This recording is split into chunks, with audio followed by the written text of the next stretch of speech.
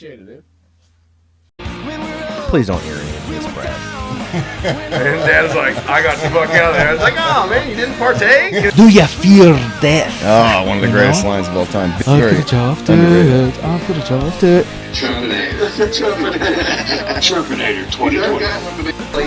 Making me 30 signs of red song.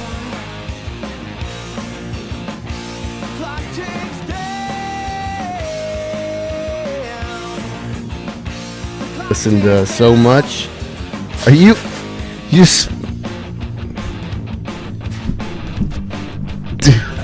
That needs two, motherfucker.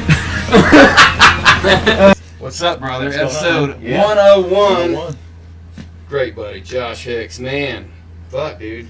We were talking about how long it's been. I think it was, we got married in 08, so it would have had to have been 07 or 07 or so. Because we lived with you at Sequoia down there Yep. for a while. Yeah, I remember, I think the last time we hung out, you had me come up to sing a song with you on a gig. You were doing at the old Jose's. Yeah. That's how old that was. Yeah. Oh, that was a great venue, man. Yeah. Right on the street. I hate that they you just knocked pull it out. in.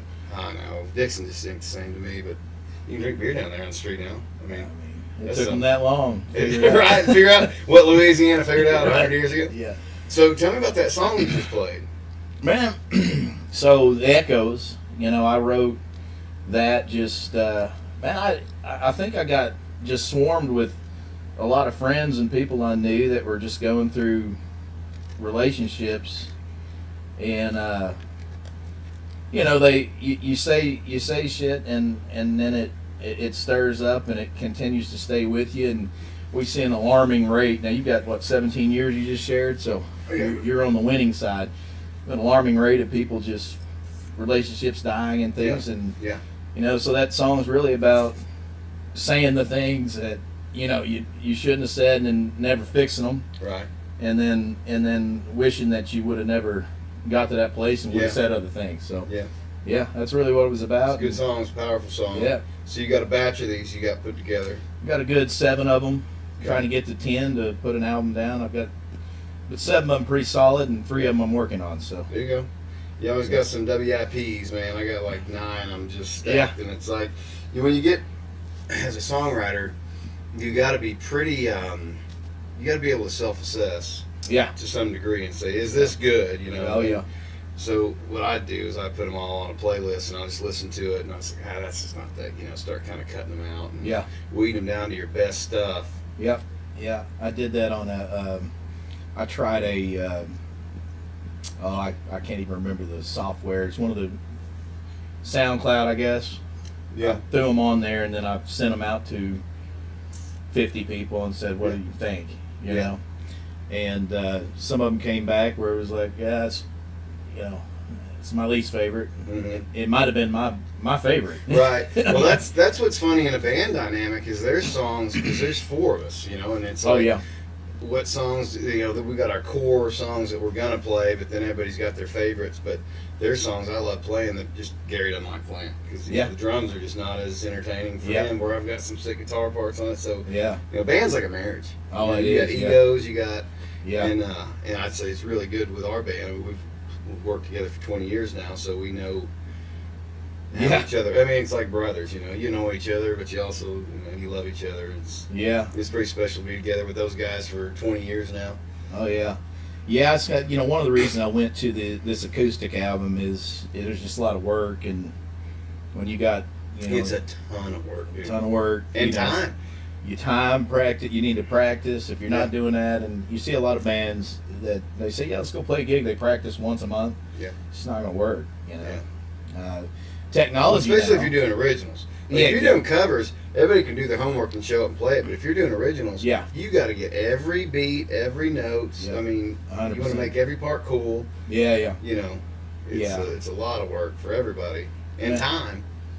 You got family and things. That's one of the reasons I got off the road when we were kind of doing a tour on the big, when I had a band. Yeah. And I was just like, this isn't going to work. Yeah. And you really have to make that commitment, a way of life. And it's exhausting. Yeah, I did that right after high school. It was exhausting. And unless you're making big money, exactly, it's hard on you. Yeah. One of the things, what do you think about this? I remember back then, and of course I'm in the media world and understanding that kind of thing. But I saw so many bands that we were playing with that were under labels that started getting smarter and saying we don't need them anymore. Yeah, absolutely. Yeah, cut out your middleman as much as you can. Yeah. And go direct. Yeah. It's not too hard to get the word out there, and No, it's not. It takes a lot of work, and you got to be freed up to be able to put in that work, unless you got some help or people who believe in you. But yeah, you think about it. And there's a great quote by Mike Portnoy, the old Dream Theater drummer, where he said, back in the 90s, there were thousands of bands making millions of dollars. Now there's millions of bands making thousands of dollars. Exactly. Because just you or I can put our shit out there, and anybody can see it. And if it's good, and if you have some kind of promotion behind it, you do need to advertise, you need to get it out, which is what I'm terrible at. But those are the kinds of things that we didn't have in the 60s, 70s. You just, go in and record onto an acetate vinyl and send it to your buddies. It was a big ordeal. Yeah, for sure. It's interesting to see, and then the whole world changed when somebody can go get your music for nothing, and appreciate it. So you gotta have to think outside of the box if you're gonna make a living out of it. Yeah. But I remember I was just in a good place where I didn't really have to make a living off of doing that because I had other things going, but a lot of my band members did. Right. They relied on it. So yeah, that's tough. If you're solely relying on that, and it's especially with kids and family. Yeah. Like I told you, I was telling you outside when we were out there a second ago. The last show we didn't play was Cinco de Mayo, 2012, when my son was born. Yeah. And it was just like, man, now I got 2 little kids at home. I don't want to be gone all the time. And we just decided to go on hiatus, and we got together a couple times for bonfires, and actually, so we lived in this building for 5 years. We built it, and then the 13 acres actually, but behind us came available, so we bought that to block it off back there. And then when we moved into the house, I asked Julie, I was like, can I just keep this as a studio? Like, because the band, we were talking about getting back together. We got together once and then canceled the next 3 because of shit. And I was like, we don't have time to do this. And then when I was growing up, I had this place where my dad's buddy, Jim Hanna, had this place out in Crosses. And my dad's band would headline it, and we'd open up for him. And it was just a party. It was just on an 18-foot trailer. Yeah. We had sound out there. People brought their beer, camped. Yeah. And it was just awesome. I looked forward to it all year. Yeah. And then when that was over, it was kind of like, it was back to the gigs and bars and all that stuff. And that's fine, but I just love being out in the country and having that freedom to just fuck around and have fun. And I've always wanted to start one of those. And Walter was like, 2023, he goes, you need to do it or you're not going to do it at all. Yeah. So I messaged the guys, and they were down, and we did it 23. We did it last year. We're doing it this year. And that's all Durham wants to do, 1 show a year. Yeah. Get it, host it, and have some fun. It sounds like your fun. buddies. I hadn't made it out to one of those, but it sounds like a lot of fun. And I hope you can make it out this year, and maybe we can get you set up to play next year. Yeah, love to, It's man. involved. I'm just trying to get it bigger and bigger, and get more people in, and family and friends, and try and get as least outside involvement as you can. Yeah. It's a great idea. When I heard, because I hadn't, I'd heard that you'd been doing it, but I had not. Talk to anybody who'd been out. Well, it was very limited at first because first one was at here. Yeah. And I'm freaked out about people know where I live, and I got kids here. And then I was like kind of weirded out by it. And Gary's like, "We'll do it." And then we did it at his place. Then it started getting bigger, and he got a little nervous too. Yeah. Rick Owens out of Mill Creek was like, "Y'all just come out here. We do this kind of shit all the time." Yeah. And just bring campers, whatever. Oh, nice. It's a little bit of a hike. It's like 45 minutes from here east. Out past Elkins a little bit, but it's in Combs. But man, it's all night. People can camp, hundreds, just anywhere you want. Tons of hookups. room. There's like 57 RV hookups, and oh, no kidding. Oh yeah, it's gonna be sick. We got a food truck coming I in. might have to try to come up there and bring it out there. I got one that you should, man. Yeah, that'd be you fun. should. And then next time we're actually talking about doing one in the fall at Gary's. So, but you got to play at the next one for sure. Yeah. Even if you want to do an acoustic set. Yeah, man. I've got a few guys that I'll come up and play with and with the band, and I get my fix there. Yeah. Yeah. But I find that, man, I could find those 2 hour, 3 hours playing when the kids are asleep and those things, and I've been able to really focus on that acoustic side. So decided to get this new one out. For sure. Yeah, I'm excited about doing original stuff so Durham is pretty much all set. We want to do a show a year. Yeah, that's fine. That's fun, and it's a great venue to host that kind of thing, and that's fine if that's all they want to do. I'm fine with that. I love it. I love playing with them. Yeah, but I want to do more. 'Cause I'm a writer. You're a writer. Yeah, you're constantly thinking of ideas and how can you put this into a song and stuff. So I'm a creator. These guys want to jam, so that's what I'm doing with my son and my dad, and we're going to keep going. And we're also going to try and get an album put together and do something. Man, I remember back when we lived together, God, it seems like a lifetime ago. It does. There wasn't any time I went in there and you had 40, 50 different ideas down on something you recorded. Man, yeah. I'll never forget this. There was a song I was working on. Do you remember my place on Lewis Avenue down there? Yes. Yes, Before I do. I moved in with you. Yeah. We have that place. We used to party there a lot. And I think when we moved out there, that's when we moved in with you. But I had this song, and I'd had it forever. And it had a good verse, and it had a good pre-chorus. But I couldn't get a chorus to it. I didn't know if it needed one. And I asked Johnny, I was like, what do you think? Is this pre-chorus strong enough to be a chorus? And he was like, yeah, I think so. I was like, I don't know. But anyway, I was living with you at the time, and I woke up. It was a Saturday morning, and I woke up, and I was like, man, everybody's asleep. I woke up really early, and I went out to that. You remember that little garage area? Like the little side little garage sunroom kind of place. Yeah. In the back. Yeah. Yeah. It was just kind of a nice little quiet space. Yeah. I went out there early in the morning. It's like 5:30 or 6 in the morning on a Saturday. Everybody's passed out, and I just jammed into this chorus. And I was like, fuck, that's a tight chorus. I wish I had a song that was already laying around that was in a key of D. Yeah. And I was like, holy shit, that fits with Miles Above. And I put that chorus on there, and it was one of those deals where it walked in this song I've been working on for over a year. Yeah. And sometimes you have a song where you just can't quite get it. Some of them come easy, some of them... Yeah. Do you have that? I do, man. I tend to get a melody... Mm-hmm. And then I almost write the whole song in one setting, and then it's just tweaking it. But then I have to go back and do the music, and then you usually start with a melody. A melody, yeah. Yeah. And then I find I have all these melodies sitting around, and I'll have some words come up from one melody, and then I go back and that piece over there can come with that. So kind of like you said, I pieced it together. Do you have a process? Like, what kind of... Do you record on, like, a software, or... I found myself, honestly, throwing that phone down, because if I don't do it right then, and I try to go set up in the studio, I'm like, I'm going to lose the thought. Yeah. So I just pop the phone down and just, hammer it down, and then work off of that, and usually I get that to a decent place before I go up and actually hear what it sounds like through the mic. Or Right. My wife is... allowed me to she's like, please do, because she loves me playing the music in anywhere and not being up in the studio. And so I've got a whole PA system down, like one of those Bose setups, so it can sit in the corner. Yeah. I'll just plug that thing in and go on that. Quite often that's usually where I write, right in the living room doing that. So, yeah. But it's something funny I was thinking about. You remember the first show I ever played at George's with you. Do you remember this? We were at JB Hunt at the time. This had been, a long time ago. 06, 07, somewhere in there. You said, hey, get ready. We're playing a set tonight at George's. And that's how, it was the day of. You told me about it. You said, and here's the catch. We're playing all country covers.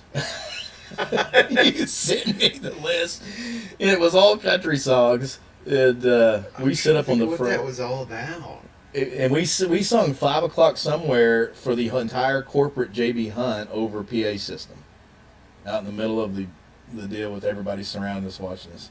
You remember that? I do now. What's funny about memory is you can have an event that you don't even, it's not even on your register, but then somebody sparks a deal, and then it kind of uncovers. But I do vaguely remember that. I mean, what place? I always thought about this because I'd spent very little time in any kind of environment besides my own companies, but that one, it was such a crazy, thing. But it was so structured in but for the fact that somehow you got them to give the ability to sing 5 o'clock somewhere over all of the buildings over the PA, and then invite out to the Georgia show, and that's the Georgia show I played with you on, in an all country set, which I couldn't believe you did that. That was a wild deal.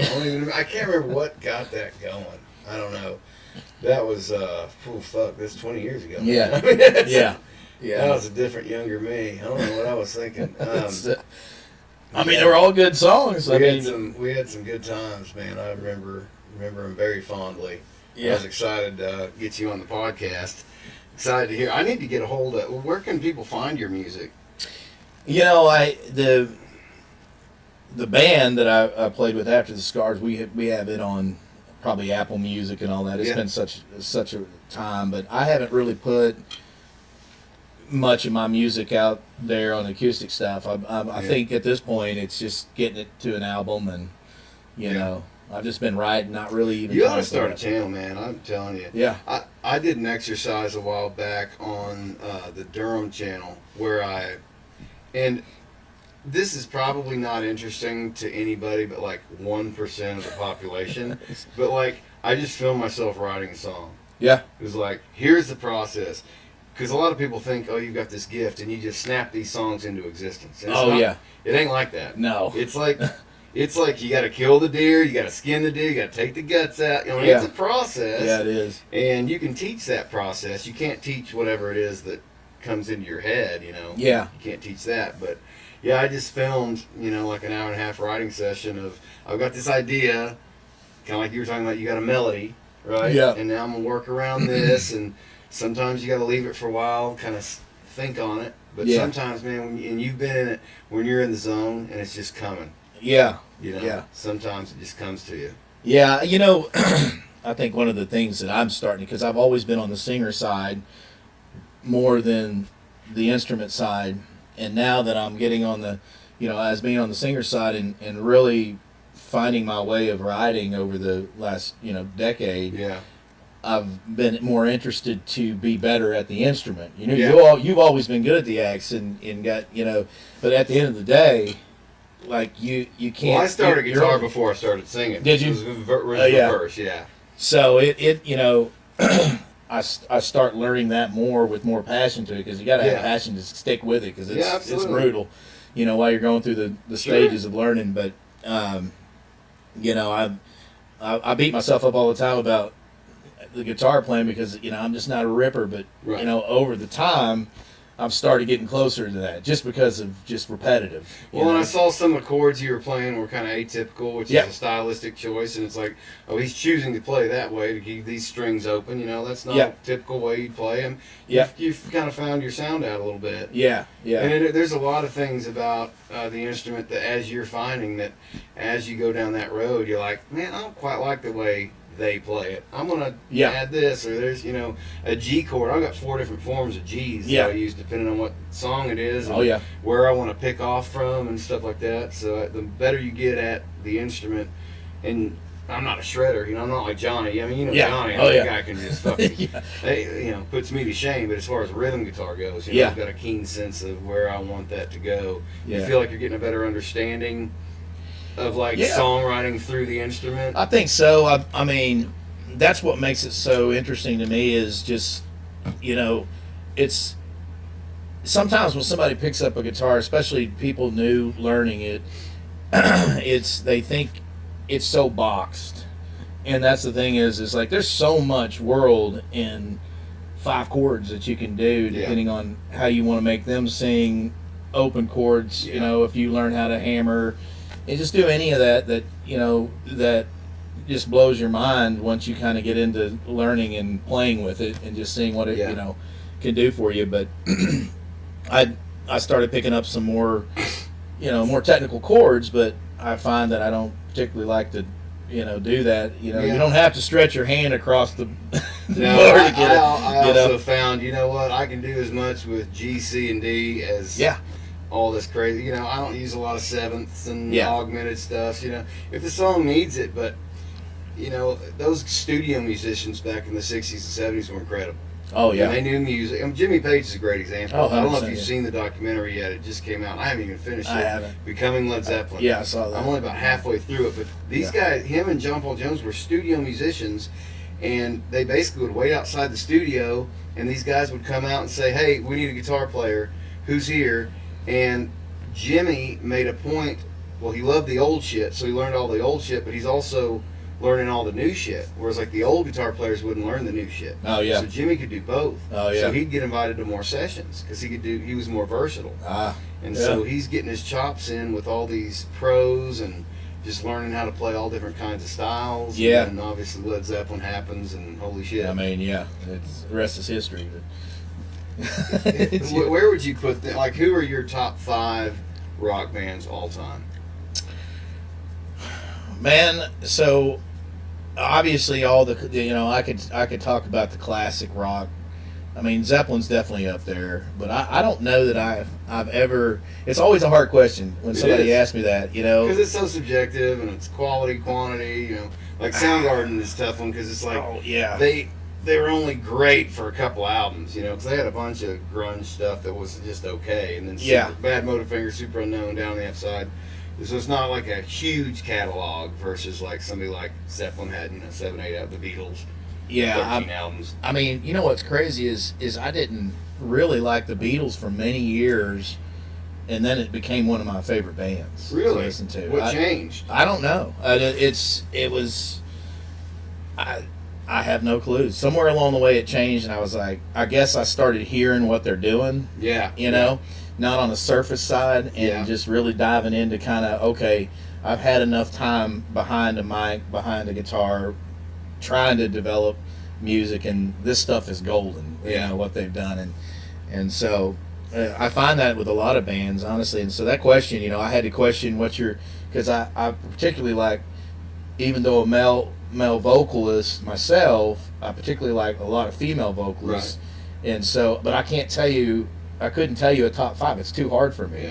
Same with male vocalists. I mean, there's some of them out there that it's just, no brainer, but it's very hard to put 5 top ones for me at least. But I know you tell me what is yours. Chris Cornell was my goat. I mean, he was. I felt like I had a spiritual connection with that guy. I mean, he just was on the level. I didn't think there was a better singer-songwriter in existence. And he could do metal. He could do the countryside fire shit. He could do all of it. I know. And he could go up. He could go down. I mean, Hunger Strike came out in 93, something like that.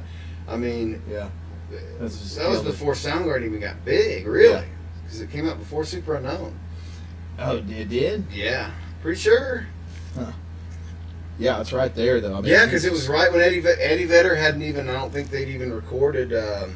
Eddie Vedder was new to the band, to Pearl Jam, because they were in Green River, and Andy Wood died, who was roommates with Chris Cornell, and that's why he wrote that album, was for his roommate, and he got his band to play on it. So it definitely came out crazy good Super album. Unknown. Yeah, it was a good album, and it holds up. Yeah, that's the thing about him is it's if you look at his music, it and it always comes back around. You got all the young kids liking the classic rock. Yeah. But you have that in between that they're like, no, that's terrible. It's old.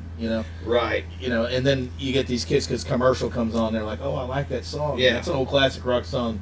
Dad was a kid when it came out. Right. And they're like, what? Well, where did you get most of your were you close with did you have parents that were making you listen to music or have you listen to music growing up? I joke about this. I taught myself how to sing off of 107.9. So anybody that's local knows that, and I just started learning. But nobody in my family has been anything around music. I didn't think that. I couldn't remember, but I thought you kind of just went rogue and I did. started doing it. I don't know why. Really, what got me there? I think a guy in high school. I didn't start playing until I was a senior in high school, and I think you probably remember that. And I knew you'd started fairly late, but yeah. So I mean, now we got a few years under the belt, as it shows. But it's well, it's a long journey to get there. Yeah, I've tried to motivate my own kids to get there, but Yeah. like you said, you got to let them make a decision. Yeah, you do, man. I didn't want to push any of my kids into anything, and they kind of found their own things. I was lucky that Walt picked drums because we can just anytime just come out and jam and work up a song, and That's true. keeping hitting. But drums, man, drums you can sit down and just fake it, right? Yeah. I mean, because it's just two sticks in your hands. With guitar, it's a lot hard because he started on guitar, and he's just like, this is bull. I don't want to do that. I just want to go bang on shit. And he's good. Like, he's a good drummer. He understands it, and he's passionate about it. But Theo's wanting to learn guitar, and it's like, oh, it's so hard to teach because it's so, your hands are so uncoordinated, especially at 9 years old. I'm like, man, you really got to wait a little bit. Yeah. I was 13 when I first really started getting serious about it. I learned my chords when I was 10, but it was kind of my dad pushing me to, like, I don't really care about this. But 3 years later, I still kind of had a little bit of that muscle memory back. But that's when Collective Soul came out with Shine. Dude. Nirvana's Nevermind was on the radio. Yeah. I mean, Pearl Jam's 10. Yeah. Alice in Chains' Dirt. Soundgarden, Super Unknown. I mean, what great music did we have in the 90s? So much. And since then, I don't think we've ever achieved that. And it kind of goes back to, music's gotten fragmented. Yeah. You got the internet now. It's kind Now you're of talking like some real true stuff. I mean, it what they're liking, and I can find always something positive in any kind of music. sure. But it's tough. It's nothing like what, I wonder if we say that because we're biased to growing up in that time. But I don't man, think so, man. Because think about it. It's been the distance between right now and the 90s is greater than the distance between then and the 70s. that's true. And we thought the 70s stuff was like the gods of rock. Yeah. It was ancient history. Yeah. Now that stuff's 50 years old. That's true. You know what I mean? Yeah. I you mean, got a point there. I never thought of it It's that way. wild. And the 90s stuff still holds up. Stone Temple Pilots, Beck. I remember you getting into Sea Change. Remember when you loved that album? Yeah. Love that album. I think you learned every damn song on that I record. probably did. Yeah. I think I did a tribute show for it. Did you really? One time. I remember you. I remember you playing that album all the time when we lived together. You were just obsessed with it. And it was a good album, but Yeah, you really hit it. I threw that on a. There was. I mean, he's just so good, man, and so diverse. But it's I got into that rabbit hole for a while. Yeah. I've still got a jacket of your grandfather's. Oh, did When he you? passed, you asked me. He had some clothes. Yeah. And there's it's like a velvet shoulders with sweater arms. Yeah. If you I'll show it I to you do, before yeah. you leave. Yeah. I still bust that out in the winters. Man, that's cool. That's cool. Yeah, I got to see that. Yeah, I'll show it to That's you. pretty wild. It is, man. So, what's your plan for the? So you got 7 songs. You talked about maybe going to Nashville, doing some recording, or what are you thinking here? Yeah, I got a buddy out there that's done a lot in the scoring movies and things, and that he's out there at a location, and he said, "Man, come on out. Let's lay down an album the right way." Yeah. And I don't have a band at this point, but we could beef those songs up a little bit. Yeah. And he's like, we can bring in some whatever you want. So I got 7. I had about 15, but like you said, you start listening to them. Yeah. I'm like, Man, these cut aren't that one up out. to snuff. yeah, And even as somebody who's been writing for 30 years, I still write shit. Yeah. Most of the stuff I write is shit. yeah. You know what I mean? It really is. It's just you're just sitting there trying to communicate an emotion through a song, and then you're like, but I mean, I've written a lot of great shit, but I've also written thousands of songs. Yeah. I think people forget about that. They get into it. They're like, man, it's wow, you're writing these good songs all the time. Man, I had to go through 100 of those to get this one. Exactly. I can put Yeah. this into actually perspective. The other day, I was talking to Walt, and so what I do, because I'm always ahead of the band. I was always ahead of the band. So when we were recording "Carry Me Home," I was writing the next album. It was almost done, right? And then as we kind of took a hiatus, I just kept writing. Yeah. So I would just put them in folders. Durham 4 or 5, because we recorded 3 albums as Durham, and then it was Durham 4, 5, 6, 7, 8, 9, 10, 11, 12, right? And so I would just keep putting songs in those folders. As I would delete them, they'd get replaced and condensed, but I'm up to 12 albums right now. Yeah. But I was telling Walter, it's in volume 12, and he goes, and I said it's in the latest volume, volume 12, and he goes, yeah, but there's 44 volumes. I said, no, 44 are just the demos. I've got 44 out CDs worth. I usually cut it off at 70 minutes. Yeah. Of just demos and scratch stuff, and so that's really, it's not quite 12 out of 44 to give that percentage. It would actually be more like a little bit less, because the full volume I go up to a CD amount, so it's like 70 minutes of music, whereas an album, you know, you're looking at 45 minutes to an hour. Yeah. But still, even so, 12 out of 44 songs, just to equate it that way. Yeah. I mean, that's almost 25% of what you write is good. Yeah, exactly. You know? Yeah. Yeah, I love that you always had a system with that. That's something I've tried to get better at, is you get those in folders, you get them documented. Yeah, the organization, because, Yeah. and I used to have folders of like unused choruses Yeah. and unused Okay. bridges, you know. Yeah, Nice. I was almost going to call the fourth album Patchwork, because like we had Max was born, and I'm trying to write and play in the band, and like my writing was just so fragmented. I'd get a chance to sit down and write a little bit, but then like just you're on the move. So yeah, so a lot of the songs on Painkilled Nation, which is our third album, were stitched together from verses and choruses and bridges, where it was like what Yeah. works with what. Nice. You know, and I'd never written that way before, but it Yeah. was due to lack of time. Yeah. You know, I just started filtering or saving them that way, and then going back later and kind of piecing them together. Yeah. And there's no right or wrong way to write.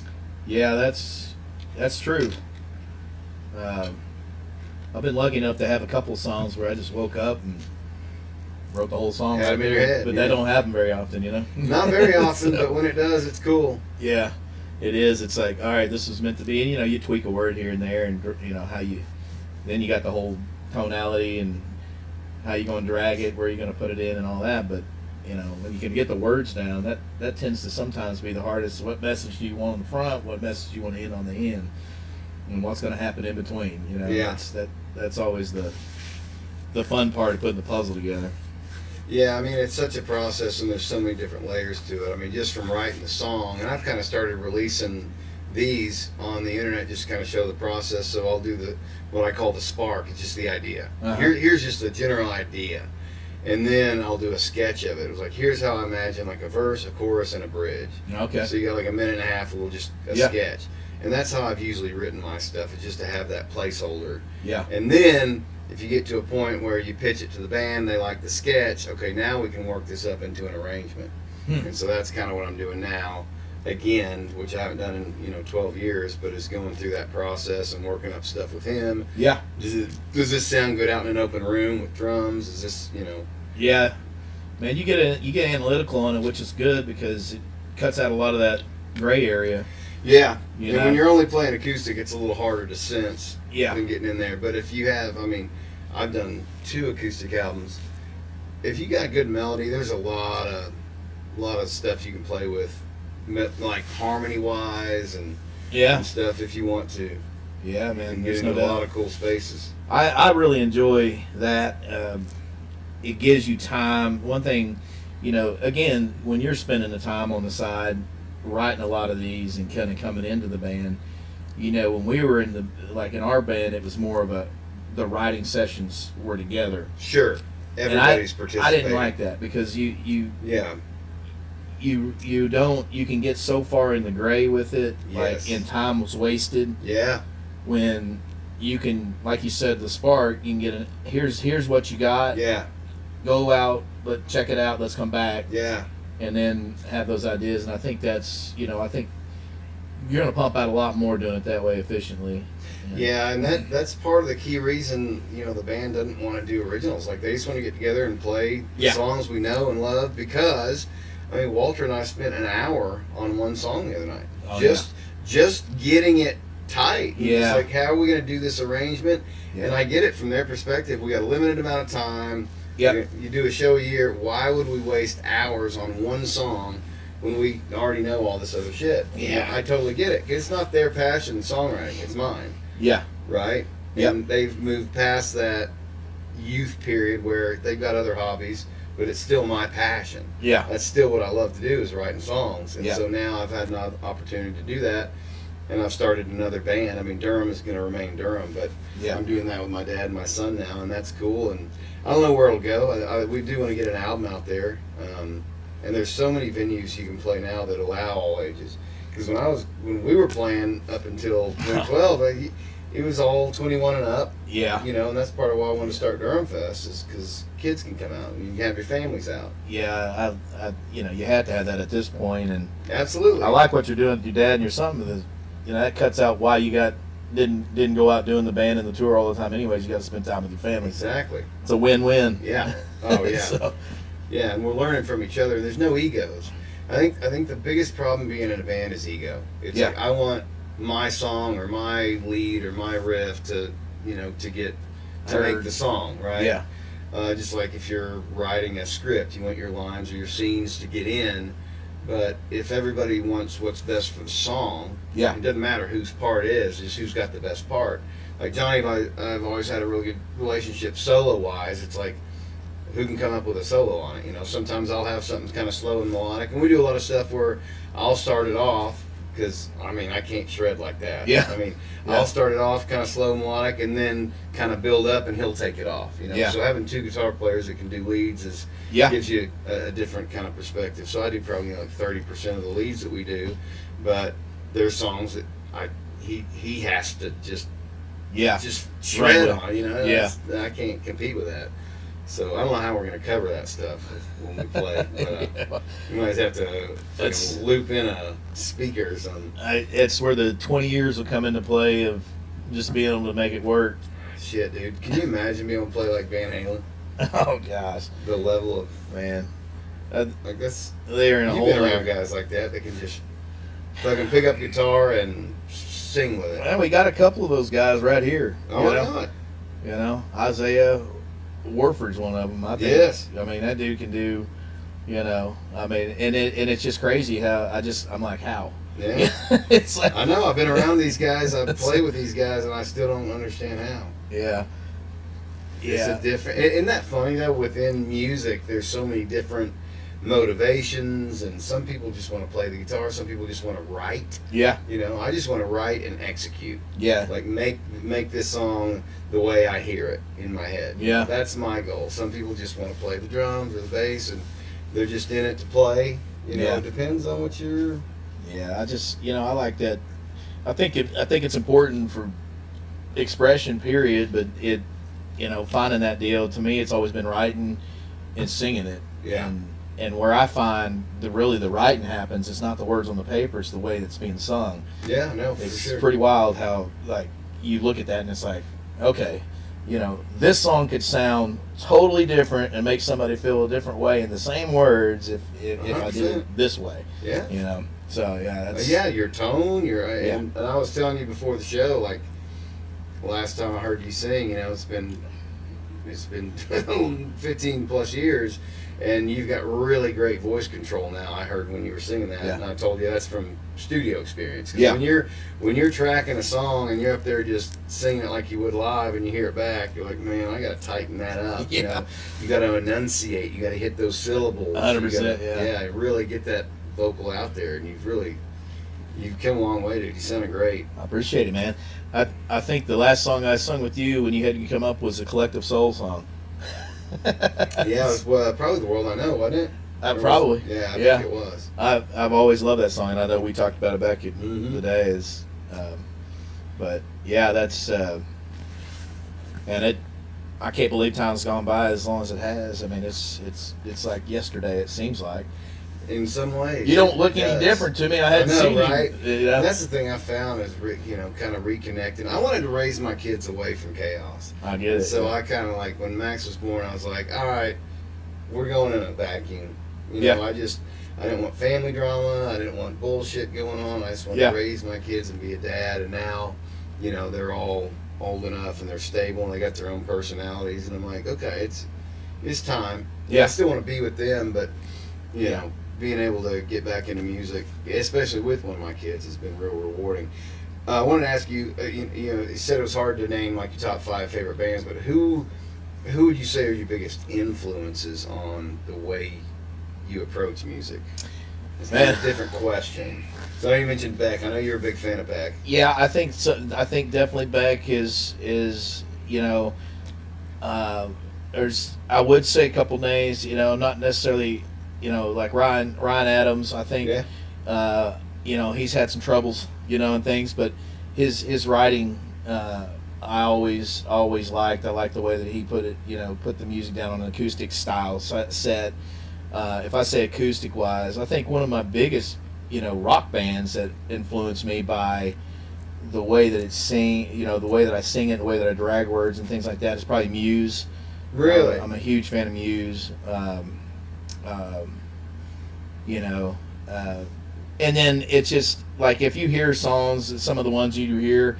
A lot of people that hear, they're like, I hear kind of classic rock in that. It's always going to go back to that classic rock for me.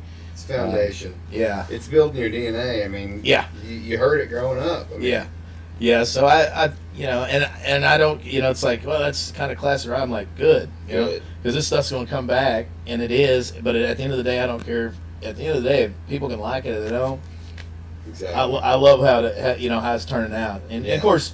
You're probably like me. We're always picking ourselves, death on the deal. I get a song, I get it down. I'm like, that could be better. Yeah, certainly. It's like certainly. I mean, it depends. I mean, sometimes you get it, and you're like, that's a fucking banger. Yeah. And that one's the shit. But yeah, I do. I struggle. It's like I got to make this better, and sometimes one of the hardest things to do is just let the song go. Say, you know what? I can't get this one to where it is.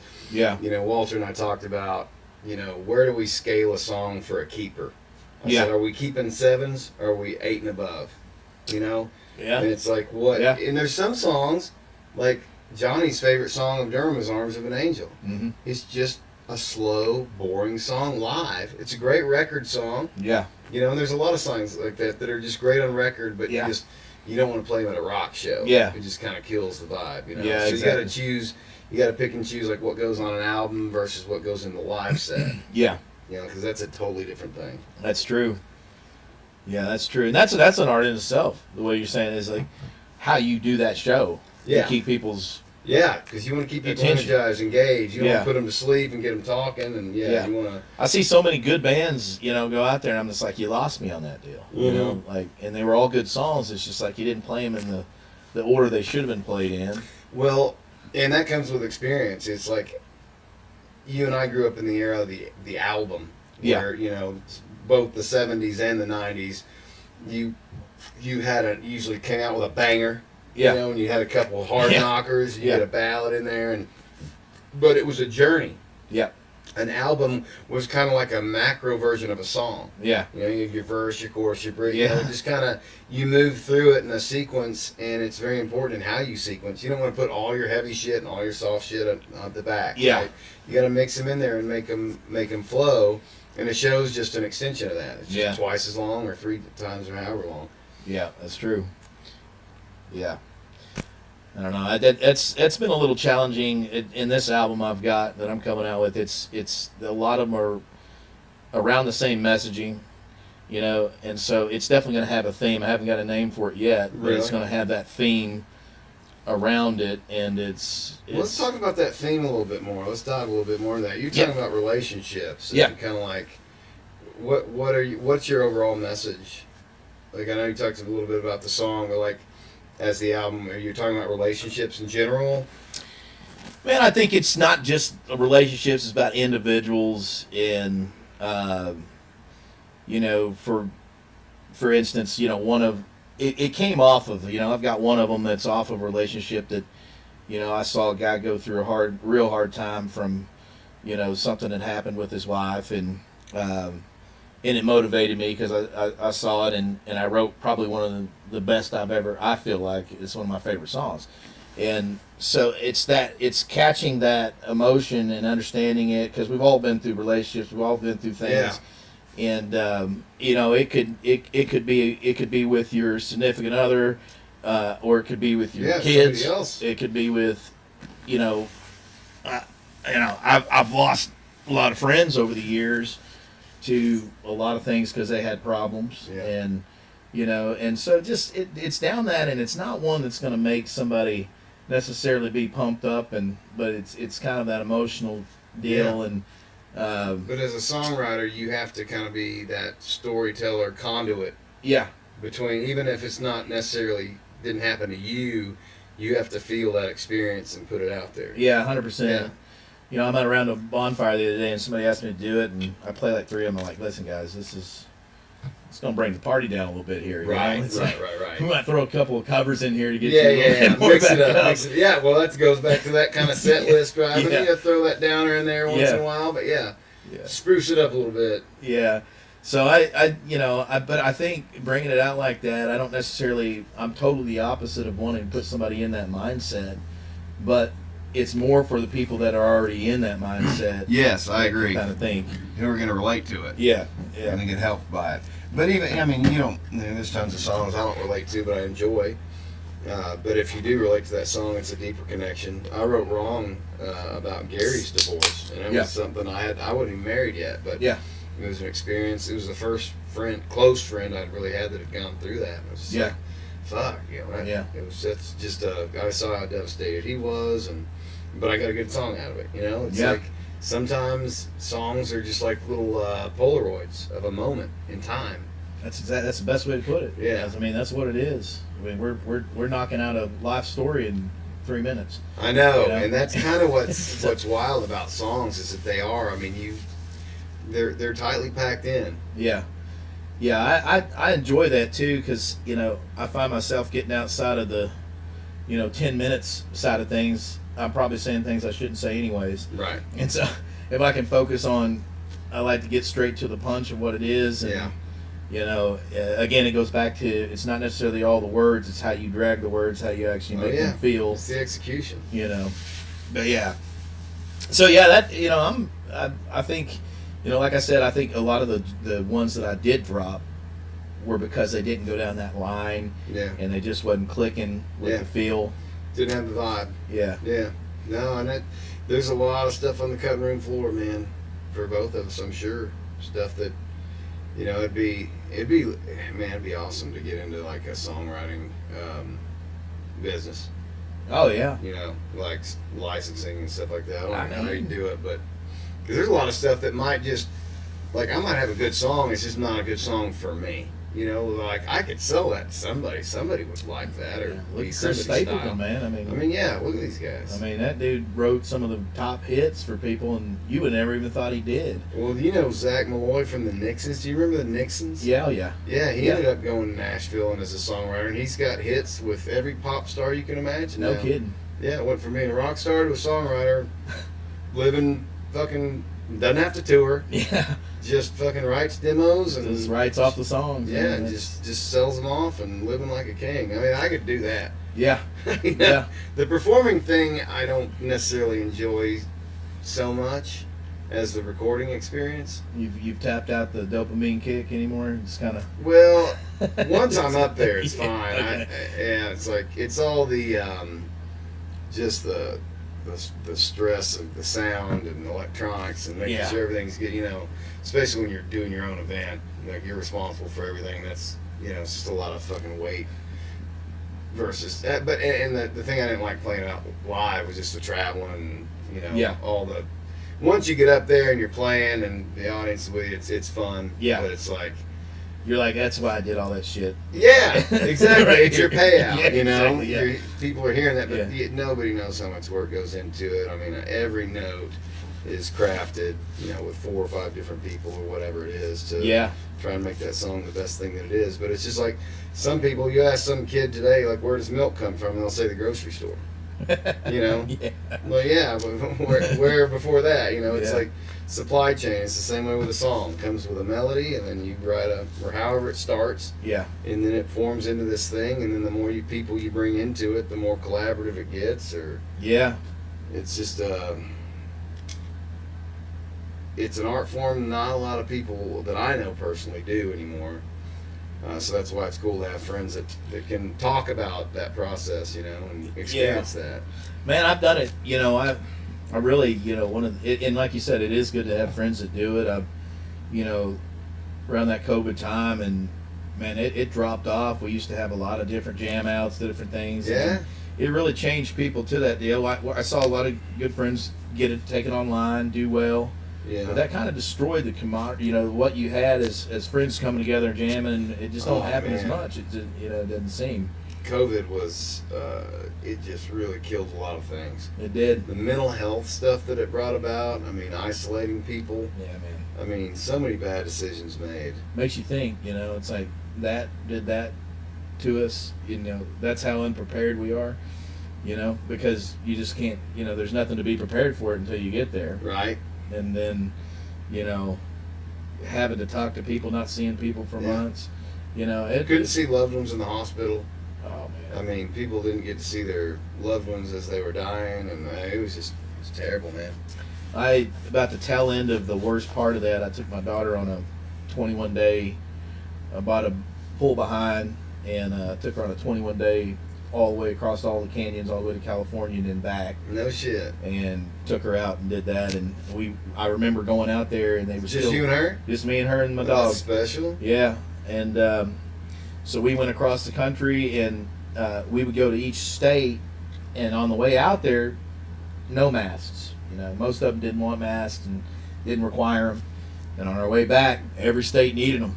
Had to have them. Really? Couldn't even go into. It's just crazy Yeah. how you see that happening in every place that you went, where we had to have them on on hand, and you're like, okay, is this what's happening here? Is this gonna hit hard in this area? Do I need to take my daughter Right. into the fuel stop here? Or, it was an interesting deal, man. But They made everybody so afraid. they did, yeah. And people don't do research, and so everybody was thinking this was a super deadly thing. And I mean, it did kill people, but Yeah. it was essentially the flu. Yeah. I mean, at the end of the day. Yeah. And it never made sense to me. You got to wear a mask, but you don't have you're still using card readers and touching the finger pads. You know what I mean? Like, Yeah. how are you going to solve that one? It's just, Yeah. there was no way you were going to stop the spread of this thing. No. That's not how virology works. Yeah, I don't mind. Where I stood on that was, I'll do that out of respect to people because they take it it's a serious thing to them. Sure. In my mind, I know that no matter what mask you had, it's coming through it Right. at some level. Yeah. But if it's taking one step more to be safe, that's okay. Right. But you'd see people in their own cars with a mask on. Mhm. And they're in their own car. Nobody else is in there. Well, it got to the extreme point where people were going to lose their jobs from the vaccine is what I really take the most issue with. Yeah. Was forcing the vaccines. Yeah. Julia lost a job over it. I remember protesting down at the hospital and people driving by calling everybody, all the protesters, murderers. And it's like, bro, hold on. If it is safe and effective as they advertise, and you have the vaccine, then you're safe. Yeah. So then what does it matter when I get it? Then it's just the unvaccinated killing each other by your own logic. Mm-hmm. So let us kill each other. I mean, just I get logic like that. A lot of people don't get it in the and they make it a situation. I think people just I hate to see it. It's a lot of the reasons I ride and stuff is just seeing people. It's like, man, people are human, and not everybody's going to agree the way you agree. Right. You can respect each other, and you can keep that. And if it's somebody asks me, hey, I want to feel safe. Sure. Of course, I'll put on a mask for you. Right. But if you ask me if I believe in it, Right. I might say no. Right. Right. And So it's a matter. You're talking about it's a matter of respect out of someone else's fear. that's what we should I'll be working play on along here. with- Yeah. Is respect of Yeah. people. Yeah. And being human enough to respect somebody in the Sure. deal and stop whining and fighting about something because I made a choice. It was my choice. I'm not affecting you on the deal or whoever made the Right. choice. And it goes the same with somebody that doesn't believe in it. It's like, oh, that person with the mask. It's like, dude, let people be people. Let them do what they're going to do, and go with that. I really like that. But the problem is it becomes an ideal. Yeah. And you become an ideologue. And Yeah. it becomes a religion to you. Yeah, that's Right? That's true. And that's what you have now is with the woke left, and then Mhm. you got the far religious right, Yeah. who are holding on to these strict ideals, Yeah. and the people in the middle are just like, why can't we just chill, man? Yeah. You know? Yeah, and I think it's always been that way. It's just more out in the front line because we see it so much more in media and we get to see what has always been there and always Well, happened. Trump has put a spotlight on America to say who is out there. Oh yeah. And it's shown some cockroaches. It's shown some nastiness. Yeah. On both sides. I mean, there's people on. There's bad people all over. I've never understood the ideology. Well, the right is the good ones and the left are the bad ones. That's a stereotype. That's a blanket statement. It's not true. Well, it's a problem for picking either one of the sides, because I don't think that is. We can all agree that there's wrong parts on both sides. So neither sides are correct. So you're going to pick this one side that's got problems too that Right. Well, I have a problem with that, because that tells me, either you're not thinking about it or you're becoming part of a tribe. And I have to believe thing. everything this tribe believes, or I'm cast out. Yeah. Yeah, and that's the problem. I've just never thought that way, and it's why I usually restrict myself to get into conversations with people about it, just simply because if somebody doesn't have a mind to be open to things and talking through things and these kind of things, you're not going anywhere but down. No, you're not. And I used to enjoy political debate, but then it got because I don't know everything. I'm trying to learn. I have my opinions and things, but I'm willing to listen to somebody's opinion. But it got to the point where people were like, "If you voted for Trump, you are the devil." And I've lost a lot of friends over it. And it's a shame, man. It is a shame. It's a shame. It's a shame, and it's not that somebody is Trump and because they like him, or somebody is the other guy because they like him. It's they're not him. They're they're restricted to the level of what they understand, and unfortunately, like what you just said, was one of the biggest things to me. If I hear somebody say this, is I don't know everything. The problem I have is when somebody comes to me and says, I know everything. Yes. I know everything about this, and this way's the only way. Saying that. It's ridiculous. There's no way you know everything. Nobody does. We're just trying to figure out how to be the best parents, the best, husband, wives, whatever we can be. Yeah. And you're telling me you understand the country? Yeah. Bullshit. It doesn't. No, and there's so many experts who know how to run a country who are just like, it's like, bro, come on. Regardless, Trump has been successful for years. He's doing something right. Yeah. Like, you can't even give him that. I mean, it's like all these people that want to get behind a keyboard and say, I know how to run a country. Yeah, don't tell me you can run a country if you can't even manage your own checkbook, We got a problem with it. Well, I just hate that it's caused so much division in our country, because, man, this is a great fucking place to live. We got our problems. Yeah. And I get Trump's a divisive figure, but also our country's become pretty pussified, especially with the men. I mean, I would say that it's gotten to a point where people won't. They're scared to conversate. They're scared to have a conversation. They're scared to discipline kids. And unfortunately, we've created that where it, very, very, very touchy about any kind of discipline or anything like that. Yes. And I think that really has. It's simply because some people have really done it the wrong way, and then it's gone so far the other way. And if you don't have some kind of strategy with that, and kids in general, because we have them, you don't have some kind of strategy. It doesn't mean, it doesn't mean I'm going to get whipped with a 2-inch paddle like I did when I grew up. Sure. Different story now, right? Switches and things like that growing up, and I had that all the time. But that's what our parents learned from their parents. Exactly. Right? And you go back to a wartime generation. Yeah. To me, on the spanking deal, like, we talked about it with kids. It's like, I chose to never do that because I didn't see any reason. That didn't do anything good for me as a kid. I knew that made me rebel more. Right. You know? I don't spank my kids either. But that doesn't mean that they don't get time out. Chew their ass, dude. Yeah. I get after those boys so hard, and Julia's like, I can't believe you're just mean to those boys. I'm like, Julia, they're boys, and they're my boys. Yeah. And I know how they want to see where the fence line is. Yeah. And they need to know where it stops. Well, if they don't know any kind of guidelines, and our kids don't know any guidelines, or they don't, I'm dealing with, I deal with these things, and everybody does that have kids. They're going to try to push things. 100%. You just got to be able to tell. And I have seen this with parents. I know parents right now that they don't say anything, and it's like, man, you are not setting them up for success. They will struggle. If they don't have any responsibilities. But parents hate telling their kids no. and they hate discipline. It's tough, man. I hate doing it too. But I know. you got to do I it. get it. I know, but you got to. We were at the park this last weekend. Theo wanted to take his fishing pole down the gully, and I don't like going out in public. I don't like people. You know this about me. I'm pretty introverted. I like being around people I like, and Yeah. when I get around in public and just start observing society, it makes me want to just internally combust. But I can't tell you how many parents I saw who were literally just hunched over, helicoptering their kids. Yeah. Like 4 or 5-year-old kids. Yeah. So don't jump on that. Don't do that. Don't I do know. that. And I post post pictures of my kids doing shit all the time, and I get all these Karens telling me I'm a irresponsible parent. I'm like, well, you know what? My kid's gonna be prepared for life. Yeah. And you know, I don't get mean about it and like try and compare. Like, where's your kid? You know, what's he doing right now?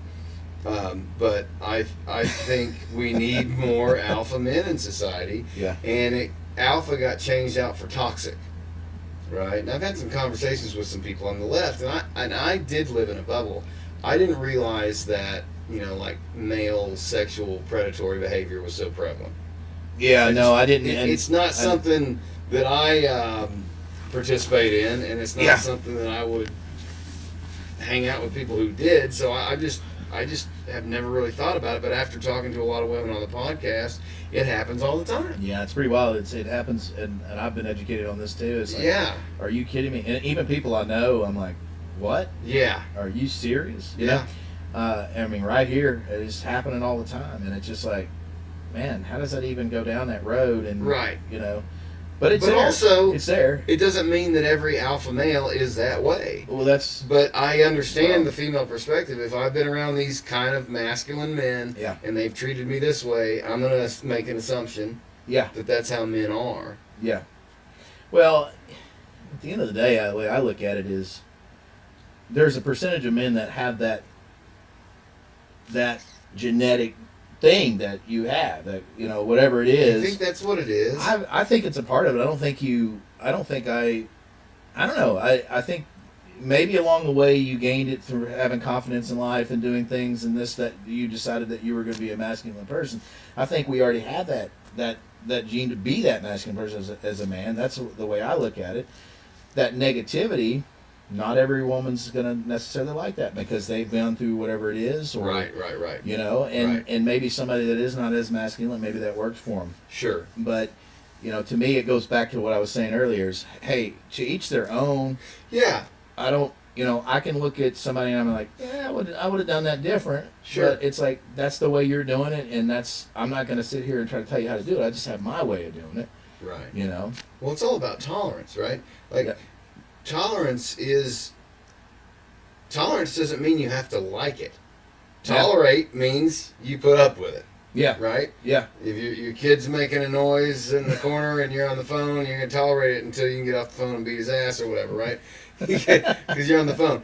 But, like, tolerate does not mean I have to support and love. It's like the BLM thing. Yeah. Like, I thought that was a stupid fucking racist group, and that's just my opinion. Yeah.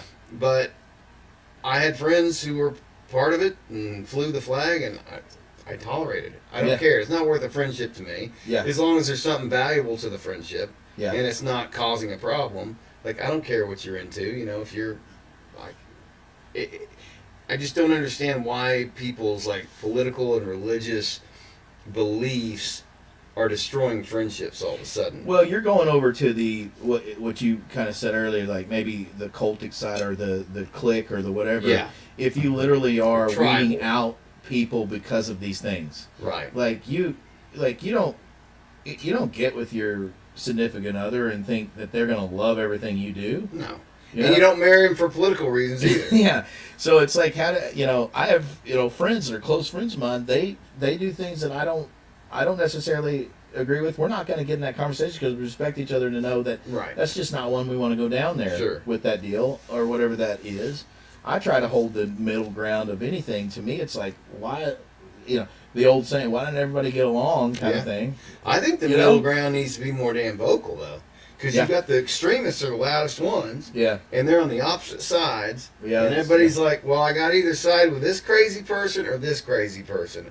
When Yeah. in reality, we need to fucking bring that shit into the middle. Yeah. And tolerate. And I mean, I was never a Christian growing up, but like the older I get, the more I'm like, the red letters pretty much have all the answers in there. If you live by those and lived your life by them, your life would be pretty good because you're putting positivity out into the universe, right? You're not doing like egregious things. You're cognizant of your behavior.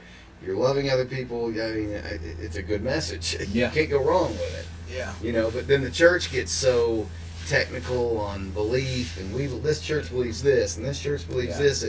I think it pushes people away from the message. Yeah. When in reality, all you really need is those red letters, and you can. Yeah, I mean, coming from me, you know, when we met, I went down the rabbit hole of studying all kinds of religions. I remember that. Yeah, I was into, you were on a quest. I went deep into that stuff, and what I find is that I don't really particularly like to hold on to any kind of religious clique or thing, because you know it's just like anything. It's separation is what's happening. So it's just like the political party. They're just separating themselves from what could be good in a big picture. Right. And then, you know, I caught one of your podcasts talking about the Anunnaki and going down that whole road. Yeah. I've gone down all those rabbit holes. Yeah. And, It's fun. And if you It's go, a lot of fun, it's a lot dude. of fun. You go down the, you know, the old scribes and things that are before the Bible, and you know, they're the oldest ones. I mean, you start looking at that, it makes you think a little different. But like you said, you could read the Word and you could see something out of the Bible that speaks 100%. It's like, man, if you just adjusted your life to that message. Right. And there's so many tie-ups with people because of such the negative things that are in there and Right. the weird, bizarre Yeah. things that get them not to even look at any of it. Yes. And it's like, well, don't necessarily feel like you have to believe Don't throw everything the in it. baby out with the bathwater. Yeah, in yeah. other words, yeah. Like if get some, whether it be there or looking at the Buddhism and reading some of those things and reading these different places that are actually enlightening you. Right. Because at the end of the day, all you're trying to do is get enlightened with understanding more. Right, but why, Yeah. But what I don't understand is why everybody's got to choose one religion. This is the right one. Like, I think you can learn things from Hindu and from You can. Muslim and Christianity, and all of them are interconnected about living at a higher plane. I don't 100%. Yeah. I don't agree with all this Sharia law stuff, and you know that's not something I'm into. Yeah. But you know, I can at least understand that if those people believe that. Yeah. Now, I don't know how the women feel about that. It's a whole different story. But it's one of those things. Like, I've got a buddy who's like, I won't vote for Vivek Ramaswamy because he's Hindu. Yeah. And I'm like, but if he's a good governor, like, and you believe in it, like his ability to do a thing, what does it matter what his belief is? Yeah. You know, like, I just don't believe in judging people on those things. You judge people on their character, Yeah. not on their political party or their religious affiliation. Well, and we know as well as anything that anybody could claim a religion, and then you go look at that religion, and they're not living that religion. Sure, Yeah. we've seen it. It's we happened all the we time. grew up in an era where how many preachers have been exposed it's- for all kinds yeah. of bullshit. I mean, Yeah, I was on John Brown campus for a while too back in the day, yeah, and I saw a lot, and you know where I saw a lot of friends that I still friends today that are established now in Northwest Arkansas. You know, they were just forced to go to the school. You know, Really? it was just forced down them to go down in Yeah. it, and they rebelled, quite frankly, crossed it. by their parents. By their saying parents. you're going to go to this. Yeah. And you're gonna, so their parents are planning their lives for them, Exactly. and they rebelled against it, which Yeah. is a natural thing to do. Yeah, I think, you know, and kind of like you said, being the alpha, you know, but you have to let them, as we're seeing, let our kids, we have to plant the seeds, be starting on the things that are right and wrong. Like, Right. don't be that way to somebody. You got to be a good human being. right. But then, you know, plant the seeds of different things to say, what are you gonna take to, Expose them to a lot of things, Yeah. and then let them choose their way. Yeah. And then you're there to guide them. you know, I particularly, you know, grew up in a very forced, you know, religious deal, Right. even though, you know, some people that believe in the Christianity, they'll say that's not really a religion, that's the way it is. Yeah. But at the end of the day, if you start getting into those steps, and especially going into Levitical laws and this Right. extremist stuff, Oh yeah. it's it's what created rebellion, but it also created a fire in me to go search. And then Learn. that's what I did, and said, okay, I'm gonna come you went to on a journey. Yeah, I want to come to a place where somebody can try to start something with me about it, but they're usually not going to get into some kind of argument with me because there's just no way to do it. Right. Unless you just literally don't think being human is good. Yeah. It's because there's right and wrong things. And if you I can focus talk on to those- anybody as long as they're respectful. When they start name calling, you've lost the argument and we're done. Exactly. Yeah.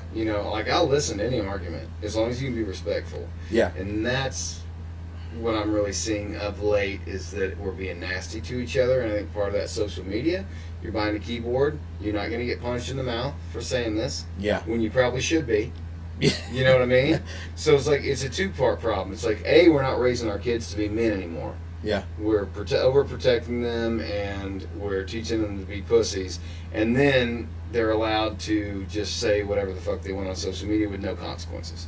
Yeah, that is a big problem. That really is. That's where a lot of kids are mentally being hurt heavily, because if you don't put some strength into them about what's coming with the bullying and the things that are happening Sure. and it's massive. Yeah. It all happened when we were in high school. You could have somebody, in our days when we were back there, but you didn't have something where social media, everybody in the school saw it, or Jumping on you. Yeah. Jumping on you, We didn't chiming live in in. that world. That's Yeah. how old we are. Like, Yeah. we didn't even have cell phones growing up. yeah, I mean, so pager. we were I remember the day with the pager. Oh, Yeah, yeah. I was like, Oh, yeah. Yeah. Like drug dealers just rolling around with that fucking... I had the blue and the green one, man. You could see Oh, right yeah. through those things. But I mean, that's what worries me about my daughter and the boys, and it's just like, How old's your daughter again? she's about to be 10. Yeah, Okay. no, so She's Theo's age. yeah, My she youngest one. Yeah. she just and it's what I'm seeing is it's even crazier with the girls rather than the boys. Really? The bullying and the talks and the things and the Yeah. just the stuff Yeah. they do, and it's just it scares. Guys aren't as social creatures as girls are. So they... That's true. I would guess guys Yeah. are probably spending less time on social media than girls are. Yeah. Well, these In kids general. even shouldn't be on it. It's like, what in the world? These kids being on it, it's natural for, we've seen, kids seeing social media by the time they're, 6, 7 years old, at some level, or watching YouTube channels or. Well, I think it's a maturity level. Yeah. I think that's what it's all about. Like, I let Walter run my social media for a while. Yeah. I was like, if you want, because he wanted to get his own, and I was like, you're going to manage mine first. Yeah. And learn how to be responsible with it. Because anything you post reflects on me. Yeah. And if you reflect something badly on me, we're going to have a problem. Yeah. This is a brand. This family is a brand. Everything you do is a brand. All you have is your name, son. Yeah. All you have. Yeah. And that name can either be a benefit to you or it can detract from you. And Yeah. you're the one that puts the money into that account. So do it well. Do it with respect to your family brand. Yeah. Right? Well, you're And giving guidelines. You're teaching. You're showing. You're teaching. You're Yeah. showing them. The problem is parents just saying, yeah, get a social media account, go for it. Well, it's more. Where it's like, yeah. if he's doing my account, he knows damn well I'm seeing what goes out. Yeah. Yeah. Right? Yeah. He knows what my goal is. He knows what is the purpose of posting. Yeah. It's got to be positive. It's got to be promotional. It's got to be productive. So don't just go out talking shit. Yeah. And do something to build your brand or promote your product. Yeah. That's what social media is for. Social media is a beautiful thing. I But mean, it ruins a lot of lives. It does, and like you said, you got to have that structure. I'm in it all the time. I see it, and just as business and things. But it's very hard for me to even personally get into it anymore because I'm so tired of it the other way. But what we do Right. see with the kids is games. It's like get outside, breathe some fresh air, Right. get some sun, see some things, do something Sure. artistic. Yeah. Use your brain. And the catch is that they are using their brain. These kids that are young as they are, they're going to be faster and quicker than we are in this because they're having to use that brain so fast with games and things like that Sure. at such an early age. Yeah, absolutely. But it's also ruining their childhood. It's also ruining them connecting to nature and family. Well, I think it's all about moderation. It is. Like, we grew up with Yeah. Nintendo. Yeah. But we didn't play until the sun went down. Exactly. Right? Like, we didn't just come home and start playing all day. Yeah. It was like we played outside, then the sun went down, we'd have dinner with the family, and then you might have a little bit of time to play your game. Yeah. But it wasn't like today where every kid has a tablet and they get home. I know parents who on Saturdays and Sundays just let their kids not even come out of the bedroom. Yeah. And they're just in there on a tablet and a game all day. I had to get on to mine. They'll do it if I don't get them out of it. Right? You Yeah. have to tell them that's not acceptable. Yeah. It's in it. The But more you good push for it. you though for Yeah. fucking putting a. Yeah. I mean, here's the other thing is I don't believe in completely cutting them off from it because when they get out there and they're old, No, and absolutely. they don't know what the world They need is. to learn it. That's Yeah. why I want Walter to learn social media because eventually You you're have going to to. have your own brand. You're going to have Yeah. to manage this. So I'd rather you start on mine. Let me give you some guidance. Yeah. Let me know. I'm going to tell you what is and what isn't acceptable for me. Obviously, with your own account, you'll make those decisions. Yeah. But I feel like he's mature enough now. Yeah. At 13 to have his own social media if he wants to start one. Yeah. But it needs to be purposeful. Yeah. It doesn't need to just be, I'm putting stupid shit out on the ether and posting memes all day. Yeah. Like It's, that. And I see adults that it's like, you've posted 60 memes in the last hour. Like, what are you doing with your life? I Like, don't get it. I don't get it. I don't get it. I don't get on it and scroll. If I get on social media, I have a purpose. Yeah. I'm going to post something or I'm going to read messages and respond, but like I don't go on there to just fuck around. Yeah. I think that's unhealthy. To just Well- scroll, doom scrolling. Doom scrolling is what. It's awful. Yeah. Yeah. And you get lost in that shit. Hey, brother, I went down the whole flat was- earth.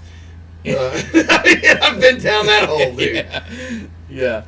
Yeah, you don't realize how fast it goes when you sit there and scroll through reels, Right. and I'm on the other side, in the business I do is that very thing about helping people get their word out, Right. and so it's also like you're feeding the beast too Right. if you don't have some kind of restriction or understanding, which I see with the kids, there was a guy that said, I wish I remember his name, but he's well known, and he said, listen, here's the thing is, if you let your kids get on social media and they're on it many hours of the day and you're letting them watch YouTube, you're letting them watch all these things, it's about that quick dopamine, you're running it out. Absolutely. You're getting them addicted. They're getting addicted to it, and you have no chance as a parent for them to care about anything you say. How can you compete against that? You can't. You just can't. It's and game so, over. Yeah. And so Before you've even gotten started. it's like you sit here and I think at a level of where I have a soon to be 10-year-old, she doesn't have like what I remember having at a 10-year-old for the need or the thought process towards parents or towards those kind of things, because they're smarter because they're pumped full of information Sure. than I ever thought about being at that true. time. That's true. So they've lost that childhood. You could say they've lost somewhat of the innocence Sure, of the mindset. I'll give you that. And so that I think that's the scariest thing about it. But again, you have to do it in healthy measurements, because you don't get them out to the world and then they're like, what's social media? They got to know what it is. Right. Well, it's with everything, and we'll take a quick break here because I got to pee. But it's with anything. Kids need to have that preparation and to be guided by their parents. Yeah. And in social media, a lot of the time, and the problem I see is that they're just like, go at it. Yeah. And the example they get, and if they're watching their own parents' social media, is posting memes, doing stupid shit, right? Yeah. So you're setting a bad example. They're seeing you do it. Yeah. Where it's like, I'm trying to nip that in the bud. It's like, if we're going to do social media, it's going to have a purpose. Yeah. You need a reason to get on there. Yeah. Do whatever you want It's after good. you're 18. But when you live in my house, Yeah. by God, and I'm responsible for you. Yeah. Here's how it's going to be, or you lose that goddamn thing. I like that. Yeah. That's. Yeah, I agree. I've done the YouTube channel for my daughter, but I'm like, you have to. I don't want this public because I'm trying to teach you that there's people out here trying to message you as a kid, and you got to watch out for that because you're posting videos of you going through games. Especially with a daughter, dude. Yeah, I mean that's where I'm at. So it's like, you can't be responding to these weird and stop. It's got to be unlisted and only sent to people that you know. Julie got so pissed at me. I probably shouldn't tell this on a podcast, but I will. She's lamenting the fact she doesn't have a daughter, right? And so she's got 3 boys. Her sister Diana's got 3 boys. Well, they got pregnant with a 4th, and it was a daughter. And so Julie's just been just like, God, pushing on you. it's one more, you know. And I was like, I promise you. Well, first what I said was, I want you to know, and I shouldn't have said this, but I said, I prayed all 3 times to not have daughters. Like, actively prayed. She's like, what? And I was like, yeah, because it was a countdown. As soon as she was born, I had 16 years of freedom left. Because as soon as guys started hitting on her, I was going to jail. Like, I don't understand. Like, because I know what kind of a pig I was. You know what I mean? I don't want my daughter around a bunch of me as a teenager. You know, it's a tough thing. The good thing is in that side of it, you know what they are when you see them. Oh yeah, 100%. Yeah.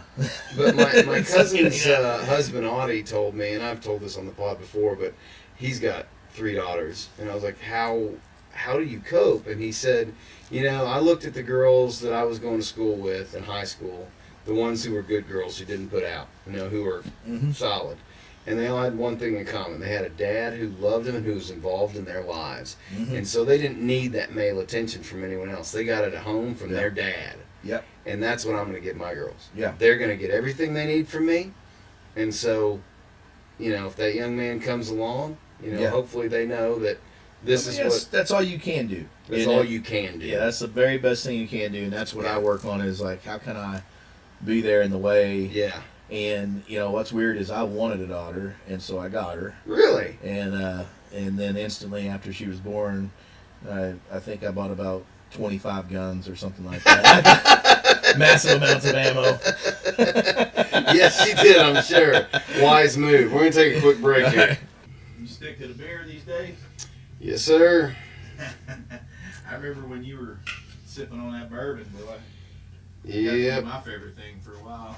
Yeah, I can't control myself on the hard stuff. That's where I've gotten. It took years. I went straight to light beer. Even heavy beer, but just Bush. It's got too much alcohol in it. Like, I got to just, my alcohol journey has been a long one. Yeah. Yeah, I've had to I can't. You gonna put that in the cooler? Nah, hell, I'll break it in a second. Yeah, it's one of those weird deals where I grew up with it. You know, it's like I had so many traumatizing things happen to me when I was a kid, and I didn't know how to, you know, and I used to not like to use the word trauma because, you know, to me trauma is like sexual abuse or something like that, you know, and I've always avoided that term, but I learned that term is really, what it ultimately means is just something that you, at whatever age you are not prepared to handle. Yeah. And so I had a lot of, like, my aunt killed herself. My sister was sick and you know, near death. She was getting abused at school. My dog hung himself. You know, like all this kind of shit. And I just, as a 10-year-old, you just like, life just hit you hard, you know. And so I just couldn't sleep. I went through years of insomnia. And then I discovered beer. I was like, holy shit, I can sleep again. Yeah. You know, and it's like, it was there with me through all the good times. It's like that joke, you know, I drink when my team wins, I drink when my team loses, you know. There's always an excuse to drink. Yeah, there is, yeah. But then you personify it almost, like it's a character. And it's like, oh, you want me to give up my best friend who's been with me through literally every event in my life? Yeah. You know? It's a good way to put it, yeah. And then it becomes so terrifying that it almost is like you're going to kill your best friend by giving it up. Yeah. And so I've just minimized it to where, you know, am I in control of it? I try to be. I try and, because with beer, you know, Scott Stokes put this to me, you know, if you feel yourself getting out of control, just slow down. Just stop drinking for 30 minutes and you're fine, right? Yeah. When you're on rum or whiskey, you can't do that. He's going to sneak up on you. Yeah, so no, I stick with the light beer. Yeah, I'd like to get off of it one day, but today is not that day. Yeah. Yeah. It's, man, I think the biggest thing for me around it was it restricts you from so much. You know, you find that level of it that inspires you because Sure. it's been a part of you, Right. and you can find inspiration in it.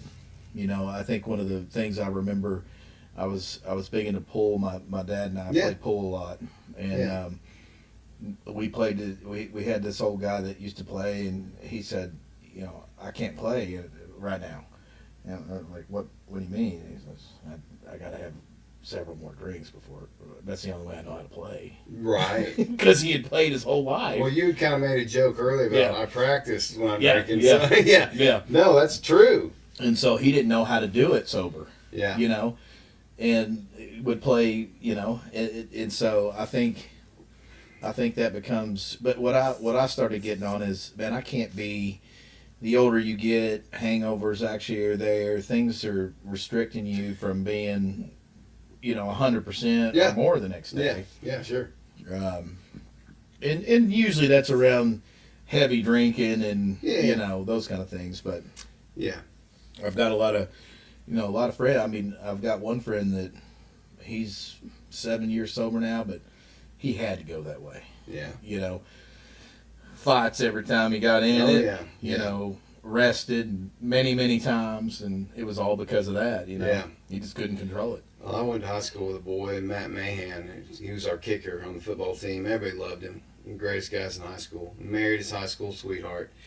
And, I hadn't seen him in 20 plus years. And I was coaching his son on Walter's football team. And I ran into him and I was like, you got to come on the podcast. Mm-hmm. I was just wanting to hook up and, just talk some shit. And, and the night before he texted me and he goes, hey, man, do you care if I talk about my alcoholism on your show?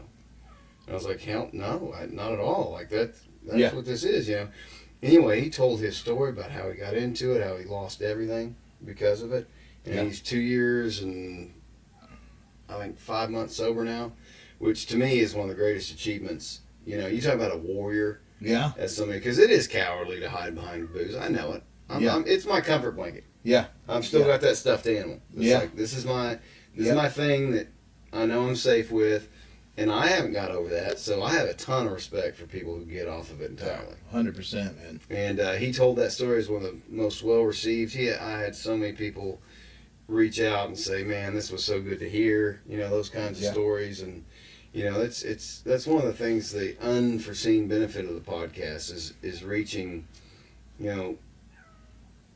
people who have gone through shit like that. Yeah. And who can relate to somebody talking about it. Hell, I can relate. I just didn't have the stones that he did to give it up. Yeah, man, I actually wrote a book about that very thing. It was called The Killing Within, and I was... Are you serious? Dead serious. I started training a lot of... You wrote a book? wrote a book about it. Yeah. And then, it's one of those things where I'm like, man, I wish I knew now when I wrote that. But I just kind of had to get the message out. I was training, so I have a whole nother side where I train entrepreneurs. And you're like, man, I'm struggling. I'm like, well, what'd you do this weekend? Well, I watched a football game, man. Well, what are you doing after work every day? A happy hour every day, man. I love being a business owner. But you're telling me you're struggling. Right. And a lot of it is that, you get, especially when you get the freedom of having the freedom of doing whatever you want, right? It became a struggle. So I found myself teaching people what I was teaching them to do. That was easy. It was the conversations after. It's like, I don't know why I'm struggling. Well, what's going on? Your mindset. Right. You're drinking too much booze. You're having too many happy hours. Yeah. These kind of things. And so I wrote around that, and I experienced it myself, man. Sure. That's the only way you learn, and that's Yeah. the only way you can teach is if you've gone through it. Exactly. I tell people it's like the reason that this is out here is because I actually experienced it. I go through it, and Yeah, that's I have good. to battle these things, myself and the temptations.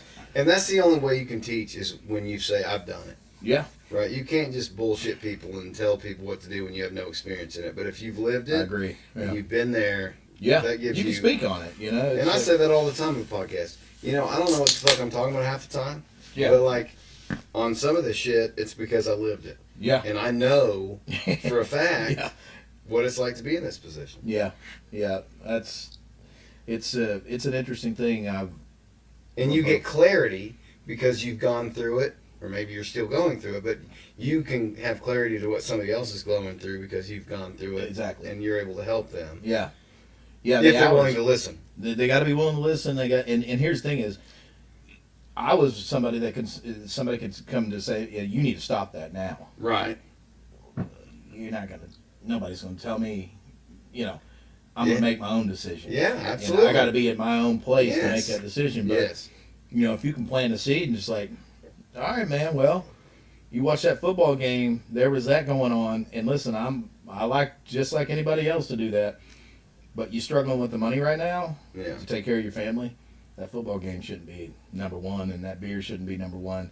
You got to figure out how to get your shit right first, and then figure it out. 100%. Yeah.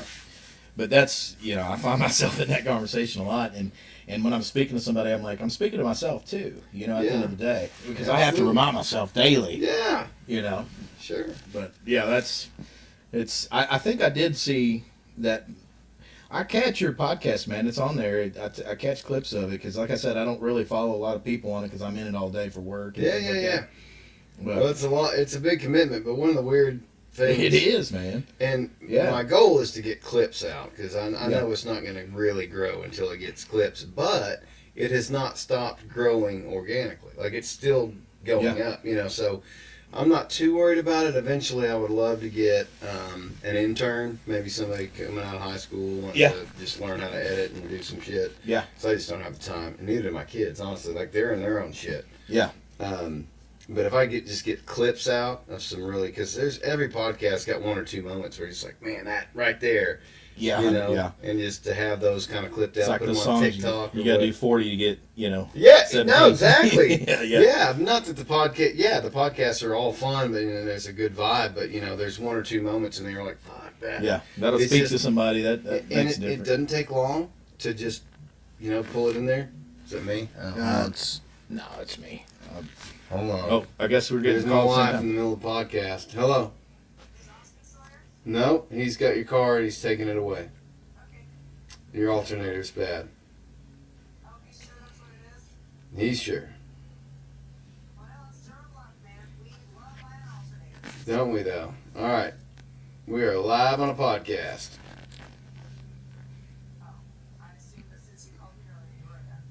We're not. Goodbye. Fuck. What were we talking about? Derailed like that. Yeah, no, it's just when you do these podcasts, you're getting those clips that are solid. Yeah, talking about clips. I'd love to be able to get clips out, but some people watch them for 10, 20 minutes. They'll catch little pieces of them. But one of the weirdest things to me was my buddy Garrett was out and just hanging out. We weren't doing a podcast or anything, and he told me this story. I was like, "How do you know that story? I never told you that story." He's like, "I saw it on the podcast." Yeah. And it was just like, you just don't realize, you're putting all this stuff out in the ether and you don't think anybody's listening. Yeah. But then somebody brings something up and like, I don't know, it's a weird space. Yeah. To be in, to think that anybody's actually listening to this dumbass over here talk. Yeah, man, I saw you doing it and I was like, man, that's a we're at 101 today, right? So 101. That's why this is an instruction video today. Right, there you go. Podcasting 101. Just having a good time with a brother, a couple of beers, a little song, a nice song. So the song is called The Echoes? Yeah. Okay. Yep. I want to title it right when I put it out. So I'm going to put it out by itself as a promo, and then I'm going to put it at the front of the episode. Yeah. That'll be the first that's ever been out to anybody. So, dude, I was impressed. You just fucking one take. You were like, "I'm ready," and you just nailed it. Yeah, I'm not that confident. I don't like messing going back around on it. Yeah. I like to get it out there. But yeah, that's the I guess the ADHD in me. Do you have insecurities about when you play, or are you pretty confident? Not anymore, man. I just don't like. Yeah. We brought a guy in that's really good. Nat. He's out of California, but he came in and did a backyard gig with us, and he picks so many people to do these backyard gigs when he's touring. Love it. Love the idea. Yeah, it's a really cool idea. We had about 50 people out there, and I popped up, wrote about 4 of the songs that are going to be on this album the week before we actually did it, Really? and went up and performed them. And they're Was that because you were like in an inspirational? man, mainly just, he's like, hey, do some songs. I was like, you know what, I'm gonna do some new ones and I'm gonna throw them down. So I Yeah. got in a writing phase and was just hitting it, was just coming to me. I was like, okay, Dude, I when gotta you keep catch going. a chariot like Yeah, that, you I gotta ride keep it till it's going. done. Yeah. And so I popped out about 4 of them, and Nice. so I did about a 7-song set Yeah. on just to kind of get him in and out and Yeah. ease him on having to do the whole thing. And we, but yeah, I got up there, and so I would say I felt a little uncomfortable about doing a song I wrote a week before and hadn't had them all down, and I actually enjoyed feeling that. Really? Well, I mean, I don't feel it much anymore. So when you get that feeling of nervousness a little bit, Yeah. I kind of like that to feel that it's like, man, okay, this is still something that I'm excited about and I care about enough to come out and perform it. But I actually enjoy that uncomfort a little bit. My problem is I can't ever shut the anxiety off, even if I've covered every fucking square inch of ground. I've got it down. I got the set down. Everything's set. I have this like irrational, almost a paranoia about something going wrong. Yeah. Like, yeah. Like even when I'm playing, like, because I've had it. I've played hundreds of shows. Yeah. And I've had everything you can get. One chord goes out, and then you got to, and the show stops. And you're like, what's going wrong? Everybody's got to figure that out. I hate that shit. And so I'm always like, I don't know what it is about my DNA that I'm always like waiting for something to go wrong. But, I think when you do it in a band deal, it was a lot harder because it's like you got all these variables. You got, your lead guitarist screws up. It throws you off because you hadn't practiced that. Yeah. And you got to be ready to, run through that You and just not gotta give them the look either. Like, I see a lot of bands where somebody messes up, they look at them like, you son of a... Or they'll stop. They'll stop. It's like, man, you got to roll through. You just act like nothing happened. You miss a lyric, roll through, Yeah. and nobody's really going to know.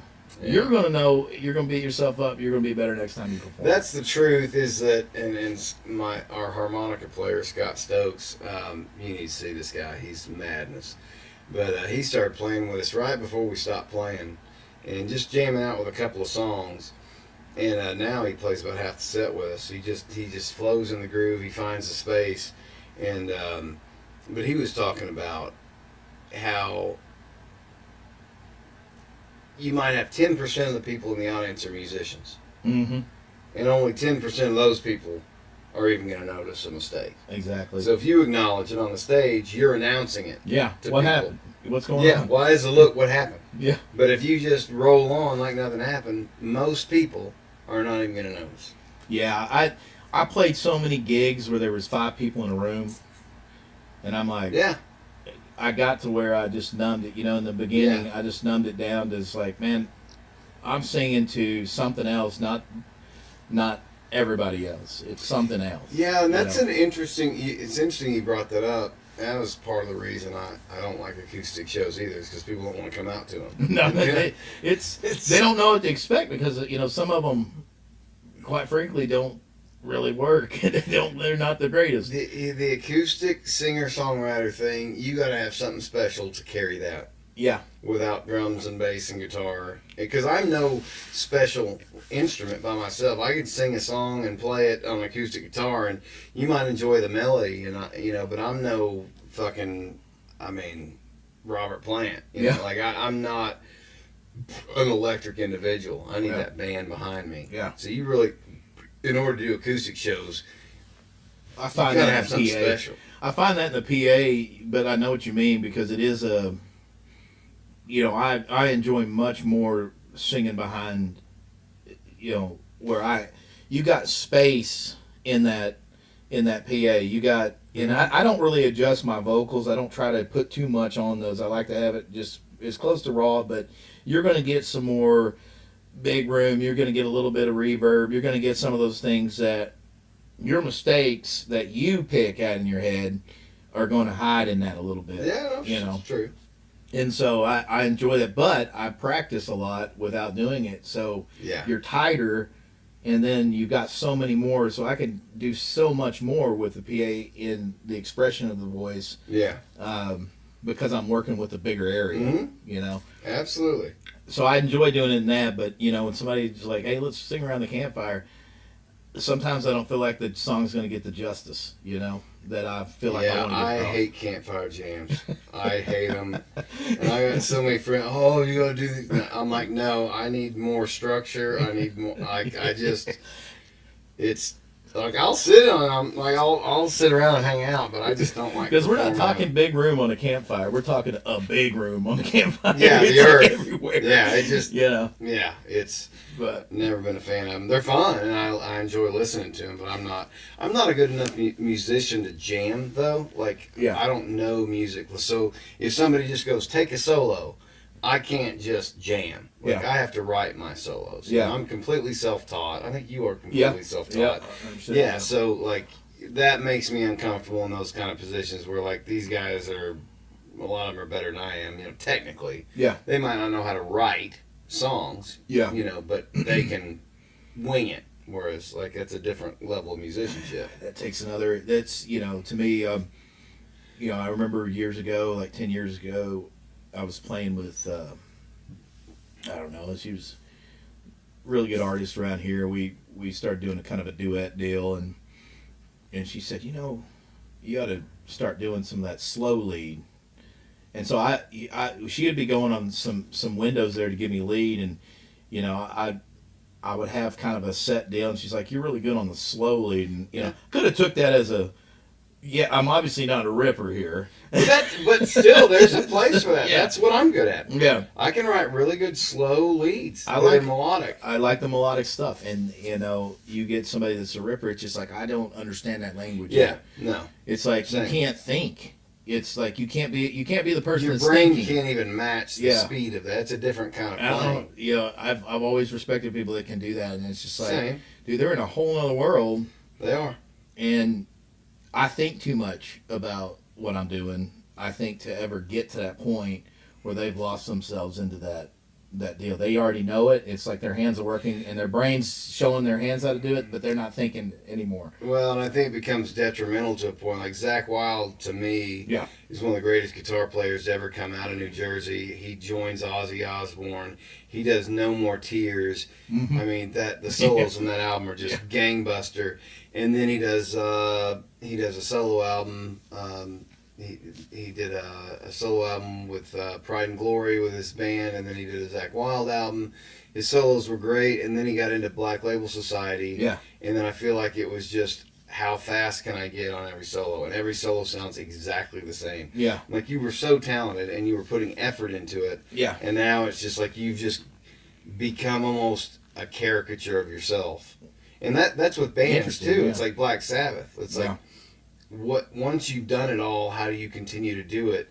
You have two choices. You can be the AC/DC and just continue to put out the same kind of Mhm. album over and over for your hardcore bass, or you can be a band that, like Beck, who reinvents himself every album. Yeah. It's a different art. You don't know what you're going to get. No, you don't. Like yeah. if he put out a death metal album tomorrow, I wouldn't be shocked. I wouldn't It's like, either. it's Beck. Yeah, man. You know, how do you stay relevant? How many bands do you know, like, that are still out there touring? Like, even Metallica hadn't put out a good album since the fucking 90s, in my opinion. They haven't, yeah. But they've got so many generations behind them. Yeah. Do you think we'll see another Metallica in our lifetimes? No, I don't think so. I don't think You so. can't consolidate it anymore. I think that boat's, you know, that's sailed, man. It's sailed. I don't think. I hate to say that because I mean, man, God, the Blackout. I mean, you can't. There's not a wrong song on that thing. You know, it's just. But think about this also.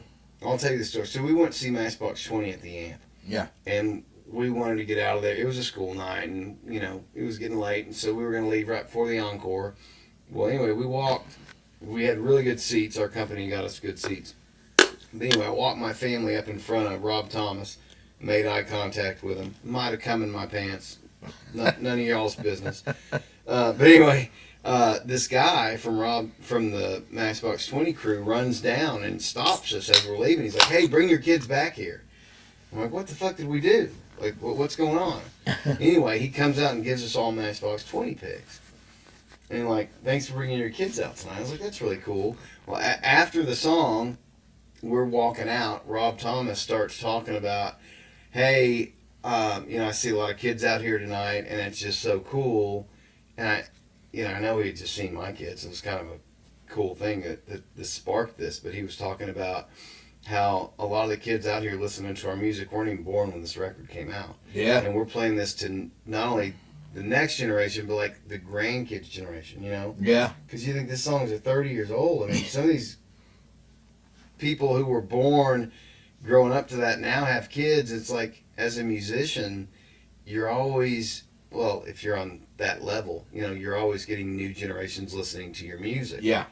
So it's like my idea after a while, because I grew up, we talked about this earlier, like we didn't grow up with social media, the internet. Yeah. And so we were still putting out flyers and doing all that shit. Yeah. And just social media just wasn't what it was today. And so I was like kind of in that in-between state. But now it's like, man, just get it on the internet. Just get it out there where people can find it. Yeah. I'll never forget the first time I gave somebody a CD. And I was like, "Hey, check out my music." And they're like, I don't even have a CD player. Yeah. And I felt so goddamn old. Yeah. I was like, I got oh, shit. 1,000 CDs still at the house. Nobody's ever gonna listen to them. Well, look at that wall. Man. That's fucking all I got. I still got them. I'm saying 1,000 CDs of my albums. Oh, yours. Yeah. I still got a bunch of mine too. I need one of yours. I don't have one of yours. Yeah. Give me one. I will. Yeah, I've got plenty. Yeah. So we've still got copies of "Carry Me Home" from 2007. I'm trying to. I got one of those. Yeah. Somewhere along sure there. You do. Along the way. I'm gonna try and offload some at Durhamfest 3. I know nobody has a CD player anymore, but hey, this is memorabilia at this point. There's a signature on this bad boy. That's worth something, right? Mm-hmm. Yeah. Yeah, we went to the NASA Museum down in Houston. Mm-hmm. We went to the Robotics World Tournament. My son's in robotics, and they, Nope. I'm good. we Set. You gonna switch? We're in the 747 that took all the rockets around the country. Like that plane is there, and like there's this place where there's this cage over the insulation. Like they're showing the insulation, and like somebody had ripped the cage out, and I was like, I'm gonna grab a piece of that insulation, just have a piece of the insulation of the rocket that carries. It's like my son saw me do it. He was like, "Can I get a piece?" Like, whatever. Yeah. But like, That's a cool place. do you think we landed on the moon? No. Really? Man, I don't, but it's very hard to say. I've gone down the rabbit hole in this one, and there's just so much. I want to hear your conclusion. Yeah, I mean, the whole time with the actors and everything, they had them coming in doing this thing. You've looked at it if you've seen this, because there's only so much footage on this. Yeah, I've seen it all. But even the man himself saying he didn't. I mean, many times. Who, Neil? Yeah. Yeah, Neil Armstrong said we didn't. He has definitively said that? Several interviews, he's like, because we didn't, and then they just kind of mark him as, oh, he's old and he's, But well, see, the theory I came to was that we did do it, but because we didn't have a way to make it look cool, we filmed a whole bunch of extra shit. That could be possible. And that has obfuscated all of it. It's like, you faked all of this footage, but like we supposedly went 7 times. Like surely.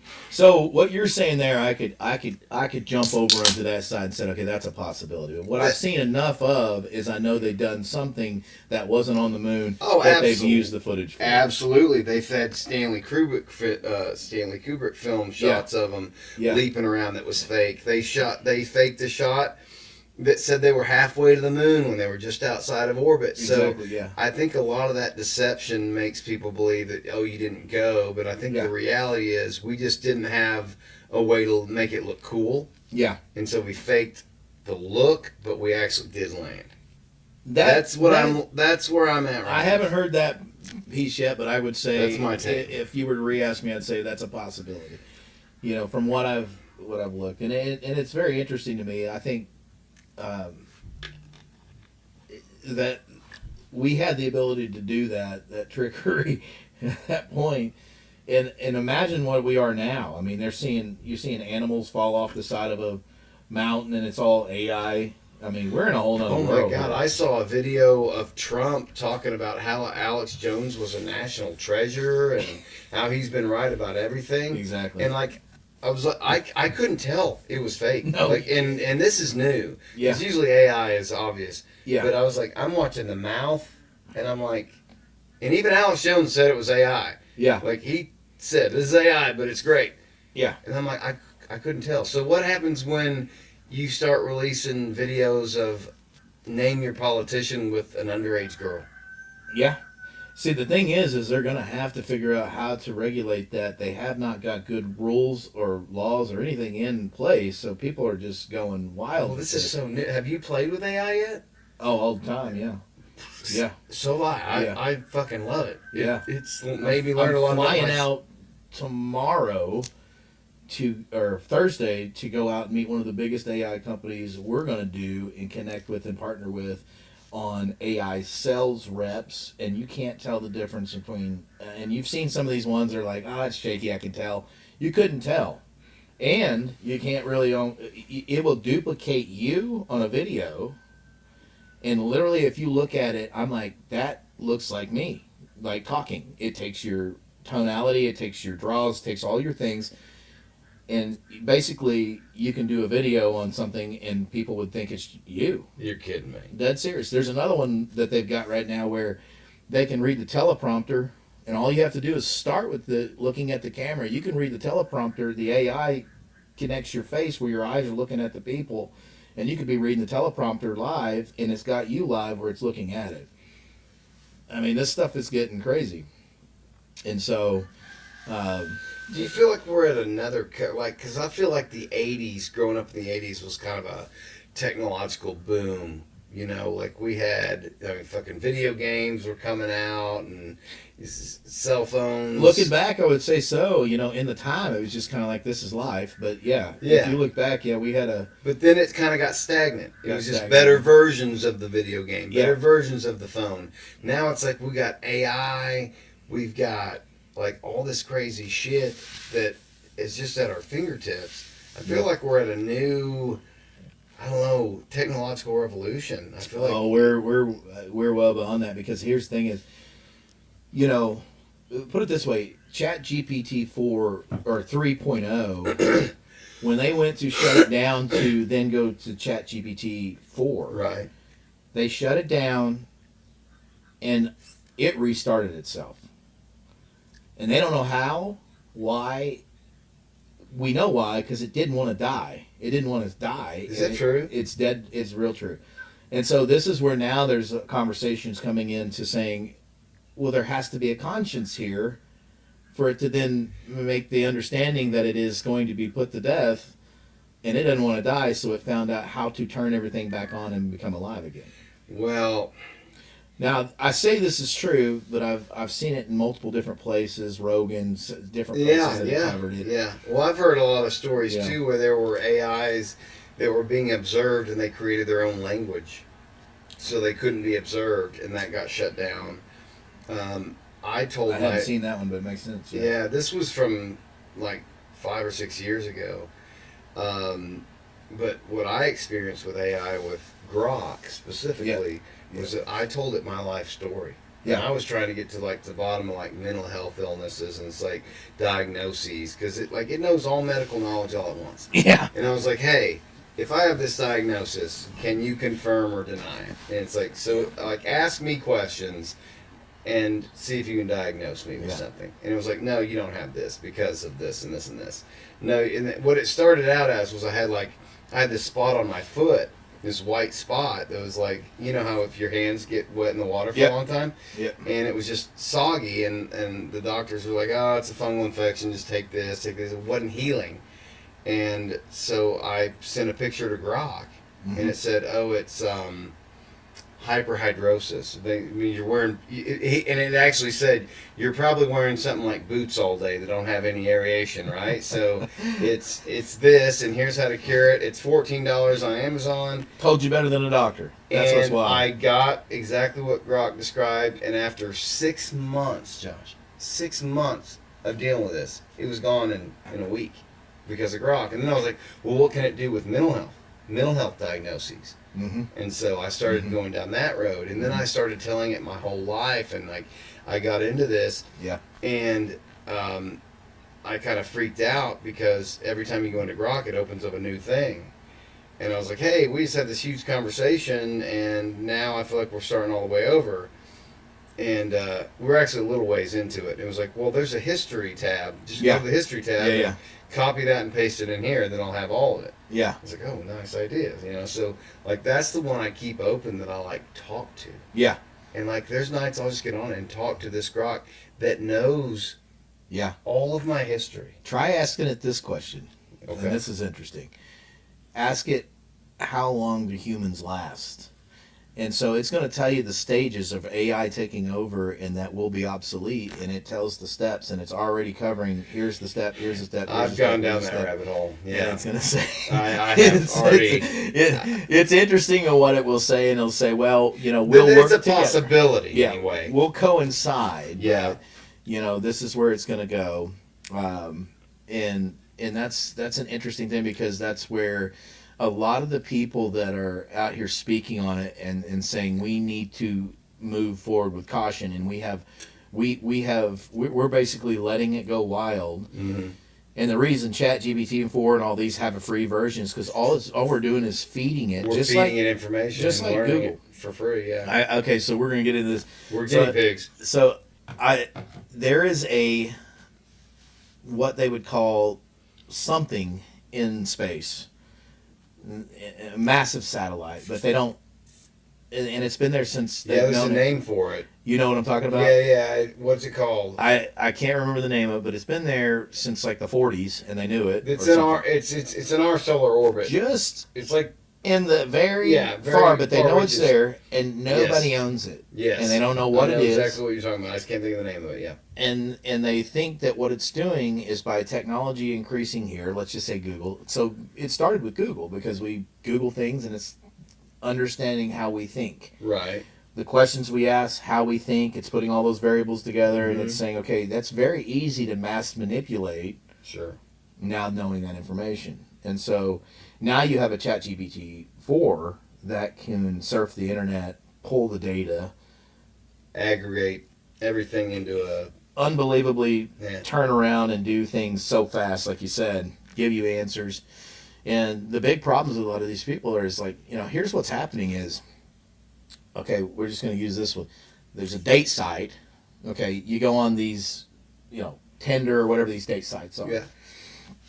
And what's happening is the individual is going to ChatGPT-4 to get the message that they want to send. So it's really not them. Then they're sending it over, and people are falling in love with that.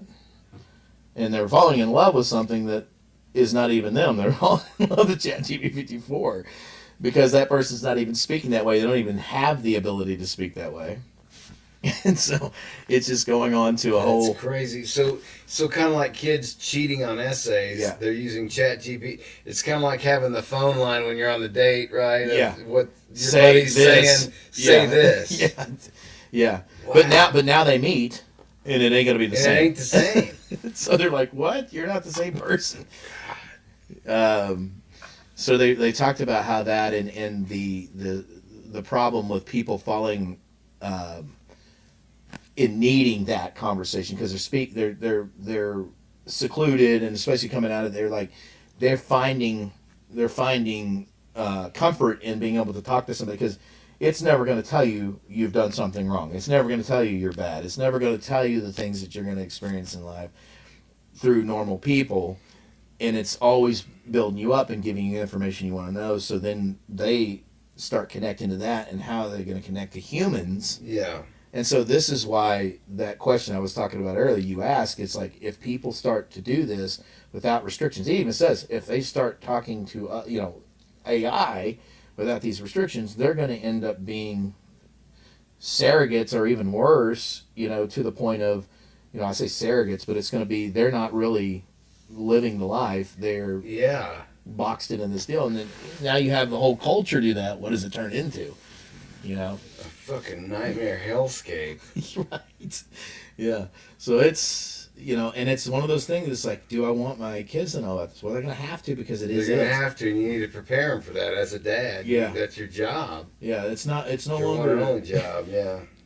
And I think one of the scariest things for parents is that it's learned how to take our voice, mimic our voice, and there are people that have been using this to then text a kid with a phone. Yes. Saying, hey, this is Dad, show up at this place. Yeah. And then it'd be somebody else. Yeah. And voice, this even actually happened to my grandpa. So my dad calls me one day and he goes, hey, everything okay? And I said, yeah, why? And he goes, well, your grandpa just called me and told me that you were in a Mexican prison and needed $15,000 to get out. No shit. And I said, what? Yeah. Grandpa said it sounded like me. And he died in 2022, so this was like the year before he died. This was like 2021. Wow. He got a phone call from me saying, Gramps, I'm in fucking Mexico, I got arrested, and I need $15,000 to get out of here. I need you to send it to me. I don't want to tell my parents, And he was on the way to the bank and called my dad and said, hey, Bill, I just want you to know what's going on. Bradley's been arrested in Mexico. I'm going to get him out. Oh, my God. And my dad was like, Grandpa, have you even called Bradley's phone? Like, have you even called him? He was like, no, why would I call his phone? He's in a jail in Mexico. And my dad's like, hold on. And he calls me. I'm like, no, I'm at work, Dad. But it happened. Wow. And they prey on elderly people. Yeah. Older people. And I'm now one of these older people who aren't jumping onto new technologies. I'm like, all these, things coming on. Yeah. I mean, shit, I didn't even get on social media, Josh, until 2023. Didn't you major in marketing? Yeah. Yeah. But also, that's kind of what turned me off of it. Because I learned how it... Yeah. Dude, I got a degree in how to manipulate people. And it took me a while to process that. Yeah. It's like, God, it's so easy. Yeah, yeah. Yeah, it's that's so true, man. But yeah, it is hard. I get in there and I'm like, this is a lot of the messaging, because as an agency, I think, man, the better what's happening though is people are getting used to all the trash and the manipulation. So it's turning to where they like more real stuff. Authenticity is coming back. Actually coming back, and it's actually working. It. Yeah. And people are like, I need to make this big, production thing. And no, dude, just get on your iPhone and talk like you're a real person, because that's who they're going to do business with. Be real. But see, I've always thought that was the best way to go. Yeah. And I feel like that's coming back, and I like that. Yeah. I like that comedies come back. I think that if and I don't know how conspiratorial you are, but like I believe there's a global world order that wants to take over this country and control it. All countries. Yeah. And have a global world authority, but comedy speaks into the face of that directly. Yeah. Like they make fun of that shit. Yeah. I mean, who was the only guy that could make fun of the king? It was the court jester, right? Mm-hmm. Like he was kind of above the law in that way. A lot of jesters got killed, but comedians nowadays are the guys who are pointing out the bullshit. Yeah. And I really feel like they got us through COVID. I mean, when I was going through COVID, I was listening to comedians. Comedians were censored. They were banned. Yeah. If they talked about certain things. It got real. It took the whole reason why comedians are comedians. Who's your go-to? I mean, I really latched on to Rogan a lot. Yeah. So like him and his stable kind of got me back into comedy because I was so disgusted with it. So Shane Gillis, Mark Normand, Theo Vaughn, Nate Bargatze's great. Yeah. Who you liking? Man, I would say Theo Vaughn's stand-up, because I've seen him a couple times. Did you go to the show at Bud Walton? No, I caught him in California. Have you seen him? Yeah, and he's insane.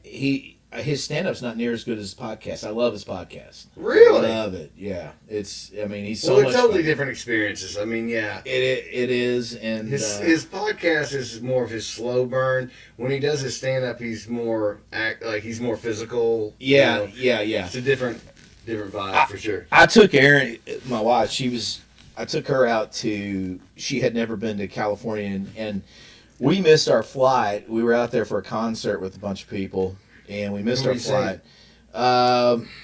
Who did we see? I'll come back to that. This was more of a. Wasn't like a. I have to come back to that. I can't remember. But we missed the flight, and we. I was like, listen, you haven't seen the Strip, and it ain't the same that it used to be, but you won't know the difference because you've never seen it. Right. You know, and so we went down there, and I was like, we got to catch the comedy. This is where I actually started on comedy. Really? And the first show I ever saw was Dane Cook. No shit. First show I ever saw. Dane Cook was playing that day, so I was like, we got to go. And Theo Von was. And No so, shit. What year was this? Well, this was last year. Yeah. Oh, really? Yeah. So Dane Cook, you know, he's straightened up and got his life together. He's not boozing and drugging and stuff like that, but I didn't know he was still doing comedy. He still went comedy, and I was like, dude, this is He crazy. was the GOAT back in the day, dude. Crazy is I knew Laugh Factory and all those because I just spent so much time there. So, you know, I was like, let's get up, and we walked back there. Dane's back in the back. We talked with him for an hour, and he's just like, yeah. And then Theo came back there. There's nobody but us back there talking to them, talking about what they're doing, and I was like, dude, this is so crazy. This is the first place I ever saw you, and probably the last because I don't think he's wanting to continue forever. But and I shit, man, Dane, he pulled a good show. That show, I would say better than even, he's just gotten out of it. He's still got the comedy, but Theo put a good one on, and I don't know, man. We definitely enjoy comedy. We'll hit them anytime we can. It's fun, but they did get restricted. But I see that kind of lifting a little bit. I see it kind of. It's over, dude. The Tom Brady roast was one of the best things that happened to humanity. Yeah. Like they hadn't done a roast in 14 years or something, a long time. Yeah, that was a good because they got to where everybody was just pissed off and offended at every joke, and I mean, that was thanks Obama, but they did the Tom Brady roast, and I still think I need to fact check this, but I think it's like the #1 most watched Netflix thing ever. I wouldn't doubt it. Top, it was a funny one. Yeah, that was. But it was real. Mm-hmm. Like there were some dark moments, there were some awkward moments, but it was real. It was legit. It was live, and it made people realize, like, this is fucking great. We grew up with this shit. Yeah. 20 years ago, and I feel like Netflix has always done a good job in not getting caught up in the politics of things and always continuing to innovate and try new things. It's like Taco Bell. Taco Bell's always trying to hustle. Yeah. You know what I mean? Yeah. They're fucking always trying to put new combinations with different shit. It's like, it's all the same ingredients, but I appreciate you hustling. It brings something to it because I think comedy I relate to is because it's like, we can banter back all the time giving each other shit. And that's kind of a lost art, I think. It's a lost art to be able to do that. Amen, brother. Yeah. Pound on that. It's like, because people are not thick-skinned enough to be like, oh, they get so offended. That's and it's crazy. I hate to say this because, I guess we'd call ourselves the South. I mean, we're here. Oh, absolutely. So, but it's like, where did that died? But my friends in like Pennsylvania, New York, New Jersey, these guys never lost it, and they never lose it. Really? We can banter back and forth, and it's like that you don't feel normal if you're not doing that. Right. And it's like some friends here are like, oh, that's offensive. I was like, come on, man. Yeah. It's like you gotta get a little bit thicker than that because there's a lot worse out there than just going back and forth. Well, that's one thing as a parent that I chose to do. I was like, I'm gonna talk shit to my kids. I'm gonna make fun of them. I'm gonna roast them. And those kids are so hard on me, dude. Like, I'll burn them, and they'll just roast me right back. Yeah. And like that's what it's all about. And so I see them like at playgrounds or something. If a bully comes up and talks some shit, one of my kids will just own them into the dirt, and then I'm just like, boom, that's all you need. It really is, quick, man. Witty. Yeah. Like, we're not teaching kids that. But No. you used to learn that on the playground. Now it's insensitive, right? No, I had to fight a lot about it, but my daughter knows sarcasm. She knew it since it could ever even speak words. Yeah. And she got it at a young age, and now she knows how to call sarcasm. And Yeah. when she doesn't, I'm calling her out. Come on, that's sarcasm. Quit acting like you're upset about that. You know it's funny, and Yeah. you know you're going to give it back to me. And she does. Yeah. You know, at 10 years old, That's she's good. She's cracking me, I got a 9-year-old you who know? can roast me. Too. yeah, she's And it's cracking me. great. You know. You know, and kids need to be able to roast their parents. You know, when we were growing up, our parents were like these. I don't know. I felt like they were removed from us. You know, like we didn't really have access to That's them. the best way to say it, because I was just talking about this. It's You felt like that was 100%. I didn't They have weren't that connection. accessible. Yeah, there was some kind of block there. Yeah, you didn't feel like you could just sit down and tell them your problems and they'd listen. It wasn't like that. And, No, not at all. And I'm sure there's those out there that can say different, but I just feel like it's Sure. it was a dry deal, and you know, it's one of the things where I said if I have kids, I'm just going to do it a different way. Amen, brother. And I think at the end of the day, as parents, that's what we want them to do too. Yes. You know, we're going to have shit that we do wrong. Yeah. And I want you I'm to gonna take do it. everything you hated about me and throw it out the window and do it your way. Exactly. Yeah. So the one thing I think I appreciate the most about being able to, you know, conversate with my kids is that I can do that, and Yeah. they know that it's okay. They know that they Yeah. can banter with me, they can have fun, Yeah. and it's like, you know, they know there's a serious side. You don't want Well, to. you're still the that. dad. You're still You're dad. not. You're not friends. Yeah. You're still the dad, but Yeah. you can be close with your kids. Yeah, I'm getting this. My daughter's, you know, calling me bro. I'm like, okay, listen, that's off. You can't do that. You can't do that. I'm your dad. You can't. Why can't I call you that? Because I care for you to call you that. That's nice. But I'm like, no. But there's just there. You can call everybody else that. What's your name? Olivia. Olivia. Yeah. Where's the name come from? Man, I think it was kind of one of those book things. Yeah. We looked at it and I said, you know, I'm a big fan of nicknames. Yeah. And there's so many spins off of that one. I liked it. Yeah. And I was like, Liv, Olive, Mm-hmm. Livy. Yeah. Yeah. So I very rarely call her by her real name. I'm the same way. I like a nickname. So we got a Maxwell, Yeah. Max, Walter, Walt, Theo, Theodore. Yeah. You know, yeah. I like the short long. Olivia's a good name. Yeah, I think it's solid. You know, I remember my parents telling me that when they named me Josh, they're like, nobody was named Josh. I'm like, every damn person I turn around's Josh out here. What are you talking about? That's the most used name. It's one. But back then, I think parents probably didn't know it was a trend. Because I remember working at Company One back in the day, and I was surrounded by 3 women who had kids that were being born, like they were all pregnant or had just had babies that were named Jackson. Uh-huh. Like, remember when Jackson was like the most popular name? That's one of our boys' names. So He was like, yeah. You got a Jackson. Yeah, got a Jackson. Yeah, it happened. Yeah. It just took over, and everybody had a kid named Jackson. Yeah. It was just a wild thing that happened. And it was like, how does that happen? And there were these booms and waves of names, Yeah. you know, that humanity just pushes forward. Like, you don't see any more Beulahs No. or Myrtles. No, Myrtle. You know what I mean? Yeah. There's none of that. You get a new kid at this day, it's Ralph or Myrtle. I mean, Walter's an old name. I would definitely use. I would drag it. Myrtle. I would express it a different way because it's a fun word to say because we don't hear it Myrtle, anymore. dude. Like, what happened to those names? Yeah. Like, you just can't name a girl that. But could you imagine, like, you know, you're the high school football player and the hottest chick in school is named Myrtle. You're like, how do you work with that? I mean, you just gotta lean in. Lean in it. I mean, it's Mert. Mert. Give me some love, Marty. What's up, Marty? Dirty Marty. Oh man, we're all, you know, the kids are always going to find a spin on those things. My last name was Hicks, so you can imagine. Oh yeah, no, I get it. Have you ever seen the Saturday Night Live sketch with Nicolas Cage where they're trying to come up with baby names? Gosh, man, I probably have. It's like everything the wife comes up with, he's like, no, that rhymes with this or that. Man, I don't know that I remember that, but It's from the 90s. It's old. Stemming off of Nicolas Cage, I try to watch everything he does. Dude, that guy's a fucking not to make a pun. He's a national treasure. Yeah. Like that guy, he's done like you've seen Raising Arizona, I'm sure, oh, yeah. and like God, 8mm. So many great adaptations. You can literally call your movie Pig, and people are gonna watch it. Yeah, isn't that wild?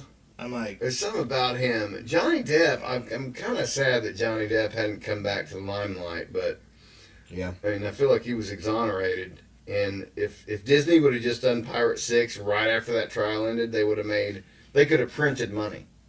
I mean, that's the craziest movie that keeps on. They didn't care if there's 20 of them.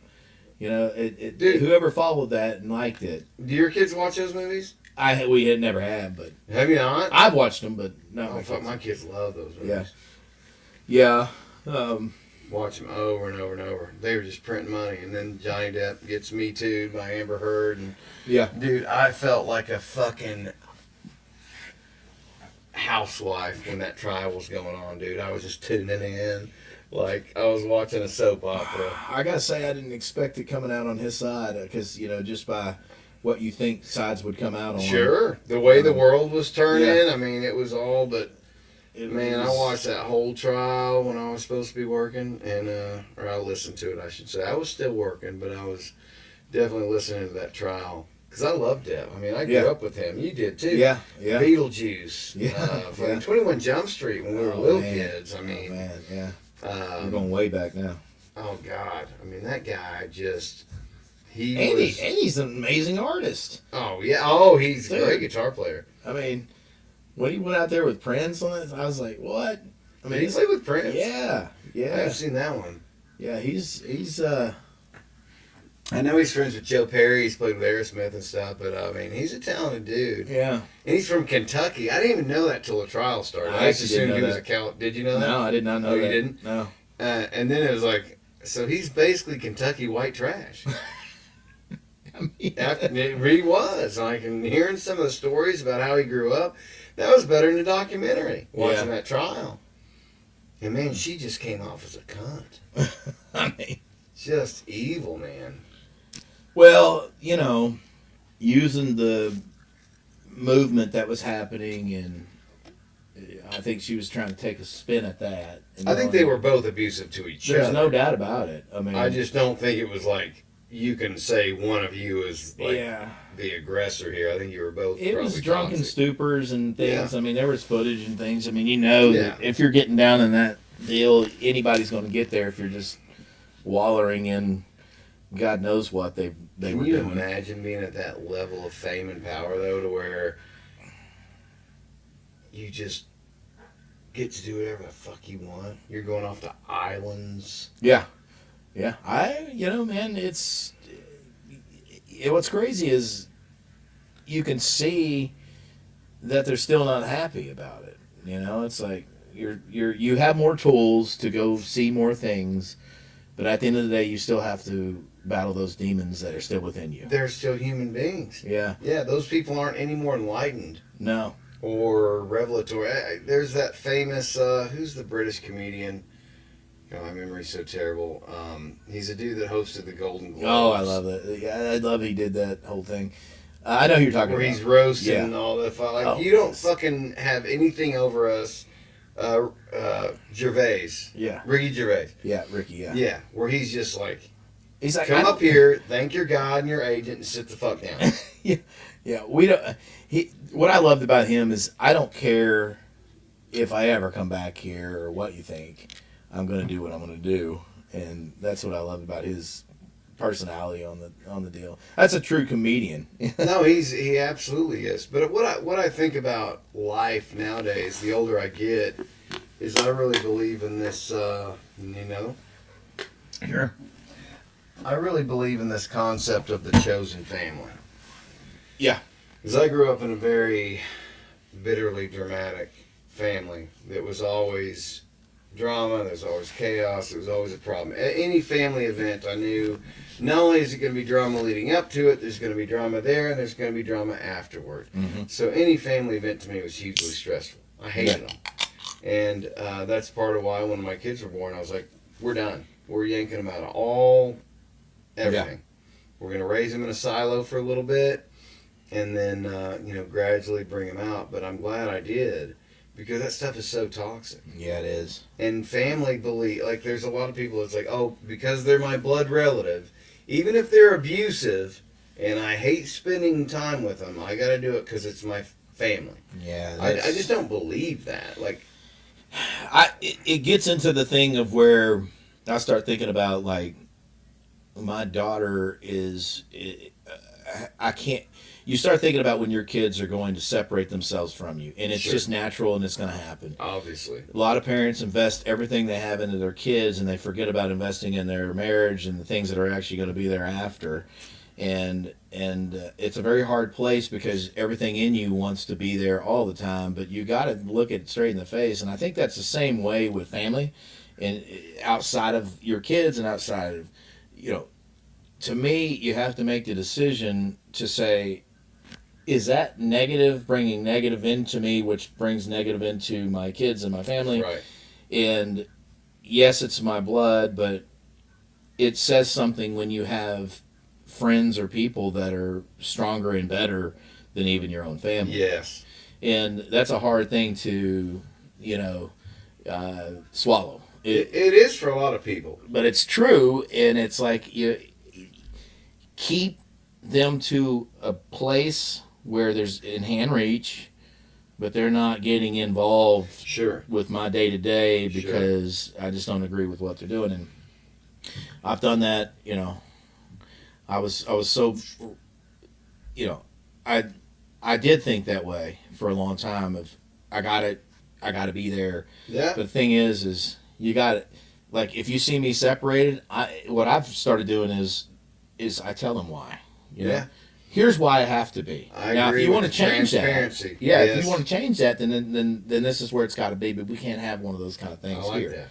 That. But what you're talking about is having conversations. Yeah. And affecting change instead of just letting status quo be status quo. Yeah, because they're going to sit over there and be like, well, they're too good, or this, that, and the other. Well, they don't have any idea why the separation's there. Right. And you got to let them know, which is not an easy conversation, as you know. No. It's like, hey, man, it's not. I'm not perfect, but damn, I'm not having that in front of what we're doing here, because I'm trying to be better. Exactly. And I don't need to play in that game. Man, and you brought up a really good topic to kind of close this out with, is that I think a lot of people are content not being better. And they're just, this is who I am, and I've chosen my faults and my flaws, and I'm just going to stay here. Whereas even if you get 1% better every day, right, in 100 days, right, it's not that easy, but as long as you're trying to get better, and that's something I'm trying to do, because I know I'm a flawed individual. I know I'm not perfect. Yeah. I know that. It's glaring to me, and I want to be better for my boys. I want to set a good example. I want to set a better example. I want to teach them, and if you're teaching them as a hypocrite, then they're not going to trust a goddamn thing you say. No. You have to lead by example. Yeah. And so. And then when you mess up, you're like, hey, you have to own I messed up.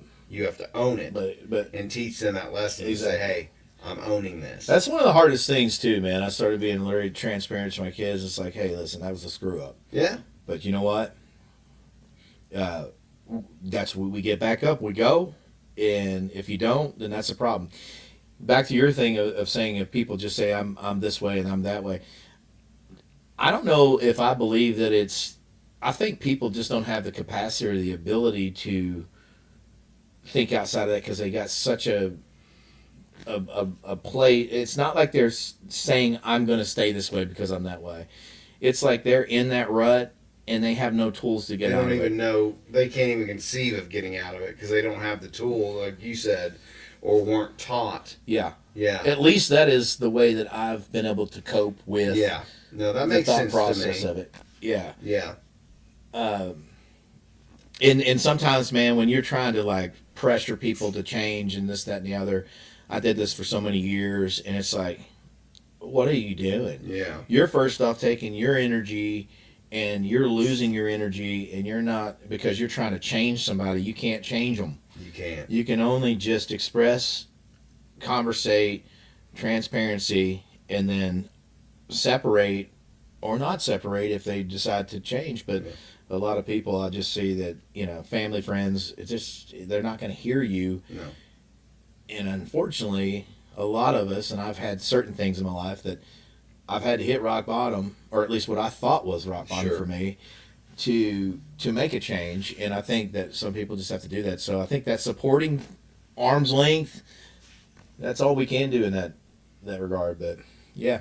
Yeah, I just believe that if I find people in my life who are beneficial to me in a positive way, Yep. and are good with my kids and are good around my kids, and I love them and I trust them, then that to me is no different than being blood related. It's like I just want to surround my kids with positive people and good people, and it doesn't matter if you're blood related or not. Well, good chance is that you are blood related. We're in Arkansas, so. I mean, in general, around, if you really go back to the root of it. Now we're getting back into the Anunnaki and the Egyptians. So yeah, we're all, oh boy, I don't know if you've gone down the rabbit hole with like AI with Anunnaki and stuff, but like I've tried to get it to disprove things that it can't, because it'll always say, well, you got to take this with a grain of salt. This is this. Yeah. But, like it'll let you go pretty far down that hole without being able to disprove things. Yeah. And I truly believe in my heart of hearts that there was an unseen alien force that came here and taught humans or manipulated our DNA.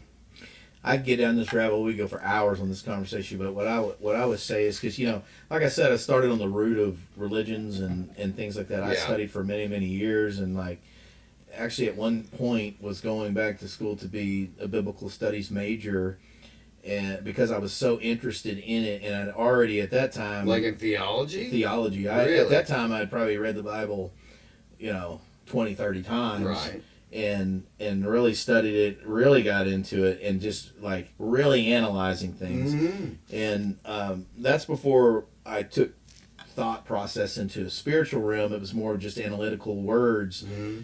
And then but then studying these other religions outside of the the Christian movements realm, and getting into Hinduism and all these, and Buddhism and some of these things, seeing such roots that are like foundational. But then you get onto I saw I'll say this and not get too far down this, but I remember when I was in the John Brown days, and we went on a mission trip to build houses for people, Habitat for Humanity or something like that. Well, they booked us with people that were agnostic, non-believers, but they were there working aside with us. And it was one of the most enlightening things I ever saw in my younger days, to see that they were out there fighting the battle to help other people that had no root of a religion, and in fact they quite frankly went the opposite way of that, but had these general like moral standards to do these things. Really? So it wasn't a religious doctrine that made them do it, it was just out of the goodness of their hearts. So they were there. I got in some deep conversations. Some of these That's guys cool. were smarter than I could ever have thought about in the referencing of these things, because they had done the study and they had gone through these things. Yeah, they'd been down the hole. And that got me into a place where I realized that, there's something else out here, and the enlightenment of it is, not to say that, I have literally pulled the best things from all directions. And to me, it's like I just focus on non-judgmental practices of people, seeing what the best in people are, trying to bring out the best in people. Yeah. Because at the end of the day, that's what you want to do anyways. Yeah. And so if you can do that, and these debates and these things that we go down, they don't do anything. If somebody's hard set on the way they believe at that time, they're going to believe that until check with them 2 months later and see if they believe the same thing. A lot of times it's not the case. It's just like, oh, that was a phase. I felt real passionate about it at the time. And we've all had our phases. 100%. Yeah. And so to me, it's like, people step back for a second, know that you're talking to a human being that's gone through shit just like you have and everything else, and try to find the best things in them. And if they are, in a rough patch or wherever they are in their life, you have no clue what that is, but then just keep on. If they're worth it, your time to continue to be friends with them or whatever it is, don't judge their process. Be around their process. If it's negative to you, then come back to that when they're. I've had so many friends do this, and they're like, "Oh my God, when you were talking about this back in the day, I was so against it." But then I'm thinking, man, I was enlightened by this, and I'm like, that's all we got to do is we will gain together to get higher enlightenment or whatever you want to call it. And enlightenment's kind of that word some people are like, oh, that's it gets overused. It's out there. It gets abused a little bit. But yeah, I get it. But it's just understanding and clarity. I think the number one, if somebody was to call anything the devil, it's not having clarity. If you don't have clarity, then you don't have anything. And so it's just mass confusion, chaos, and that to me is the thing that drives you crazy.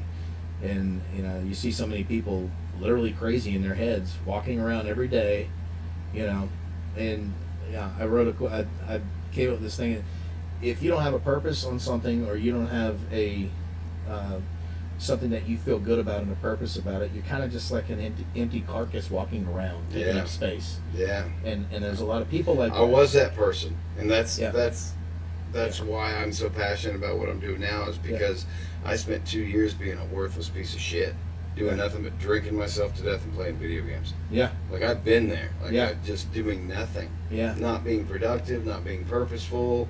Just as soon as the kids go to bed, I just... Dude, I appreciate you doing the podcast and sharing that stuff, because, at the end of the day, that's the thing that people are going to watch, because, you have quite frankly, the balls to come out and say it.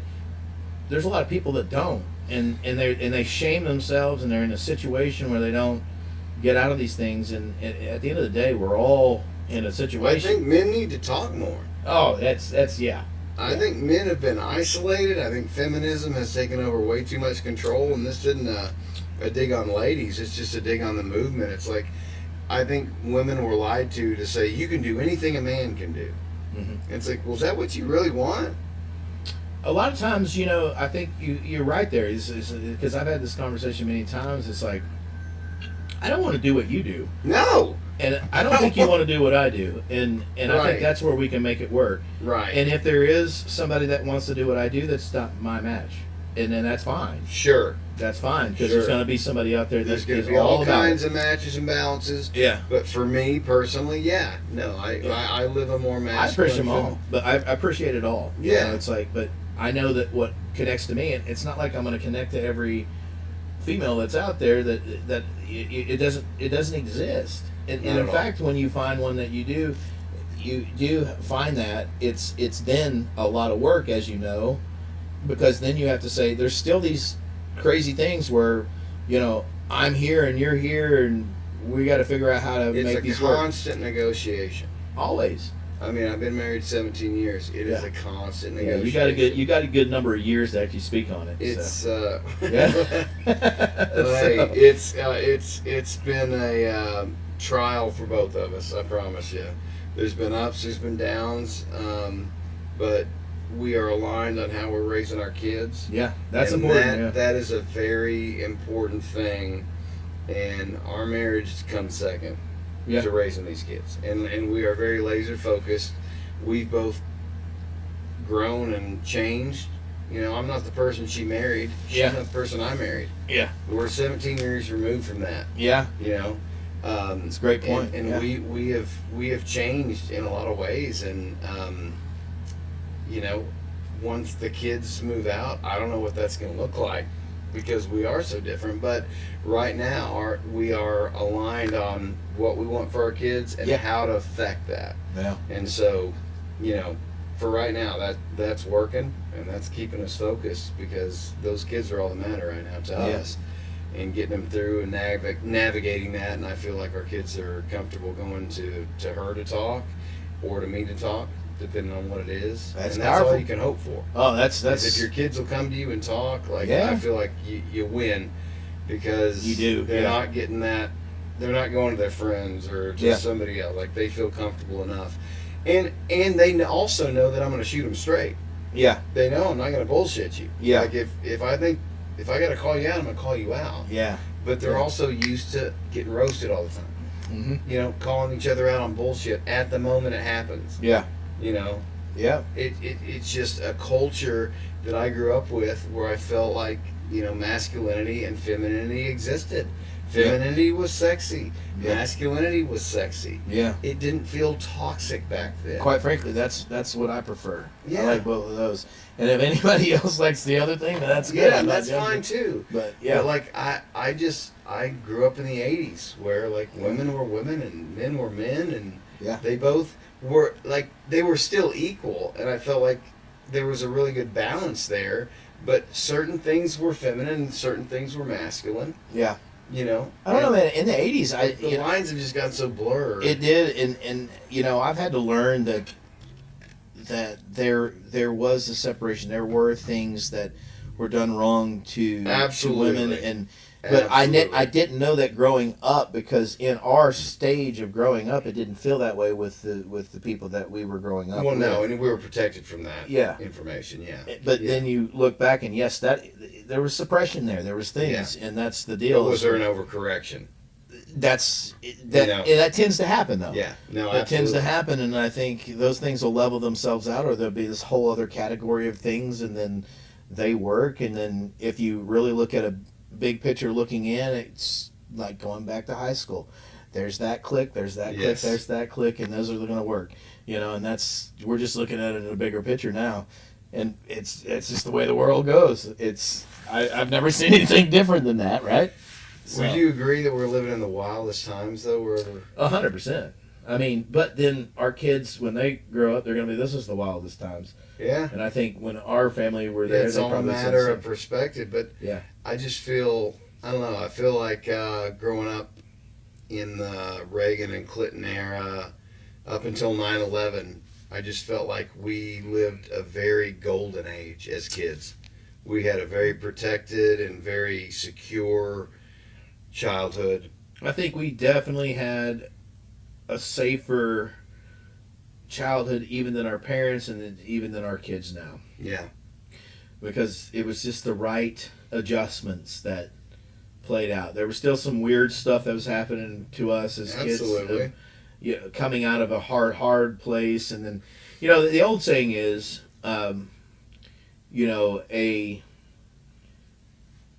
a hard man will make a weak child, and a weak child will make a strong child, because it always it's like- switches, right? Well, it goes back to the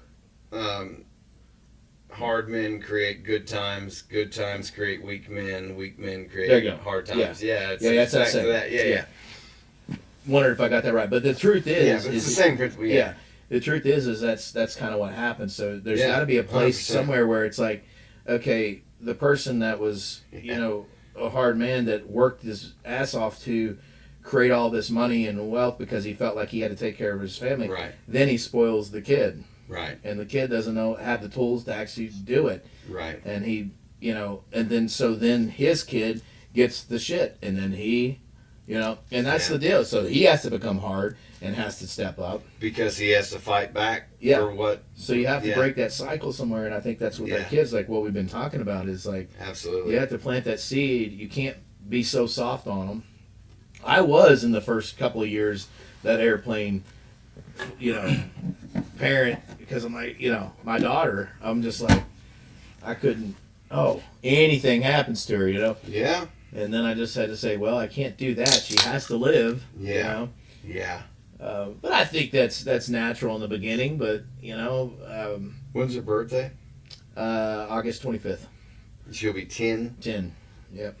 So she's Theo's age, because Theo's will turn 10 on August 3rd. So. Oh, nice. So they're basically Yeah. the same age, yeah. So I know it's like raising a 9-year-old there. Yeah.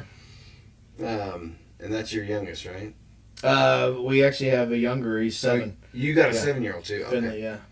So those are my stepsons, and Yeah, Finley's 7, and boy, he's he's got 2 older brothers, so he's a powerhouse. I'm telling you, He's a small little guy. The youngest of them, we got 3 boys, and the youngest one's the toughest one. Yeah, I think he will. I mean, he can take it, and he's just a little old guy, but he can just take it. He'll fight anything, and he's just funny, man. Yeah. But best friends with my daughter, so. Well, that's good. Yeah. That's good. So you got a good family dynamic. It's great dynamic. Great dynamic. Couldn't have anything better, I don't think. But yeah. I love that for you, brother. And you're writing music again. You're doing. Never stopped the writing. Just starting to try to do the more. Just trying to produce it now. Yeah, I never stopped the writing either. I'm just now getting back. So we're both kind of on this journey together. Yeah. So I'm getting back into it too. I hope you can make it out to Durham Fest. Yeah, man. But next year, let's get you booked. I'm in. Either by yourself or with a band, whatever you want to do. Yeah, I'm always, man. Always. I will never turn down a gig unless I'm doing something where I can't do it. So yeah. I always want to surround myself with positive people, and I'll just say this in closing: like I always have had nothing but fond memories of you and great times. Yeah, man. I love you, appreciate brother, it. and Same. I appreciate you coming on the pod and just talking about. I mean, it's been 20 years, but it hadn't felt like it. No, man. It never does with the good people. You just sit down and it's like, nah. I don't know what it is about this couch and everything. It just feels comfortable, like we're back in the place we lived together back in the day. I know. It was you were with Monica back in the day. Yeah. It was 07, I think. Jeez. Right around there. Wow. So we got married in 08, so I'm pretty sure it was 07. Yeah. But that's damn near 20 years ago, brother. I know. Isn't that wild? It is wild. To think? It is wild. And we look younger. That's what's good. I know. We just keep looking younger and younger. Brother, I loved it. Yeah, man. We'll do it again. Yeah, 100%. Next time we'll do a duet. We'll do a change tune or something. Okay. As long as you don't pull out one of those country. I think we did. No, I'm done with country. Devil's got a. What was the shit Cadillac? What was that? You got me to do one. I mean, that was some funny shit. Like, I couldn't believe you pulled that out. I mean, every song was a country song. I don't know why or how the hell that happened. It's probably a mistake. But no, you just did it as a joke. Is what you did. Oh, is that what it was? Yeah, you're like, man, I'm gonna just do a country show. Oh shit! It's already 8:30. Damn. Oh shit! You didn't miss your ride, did you?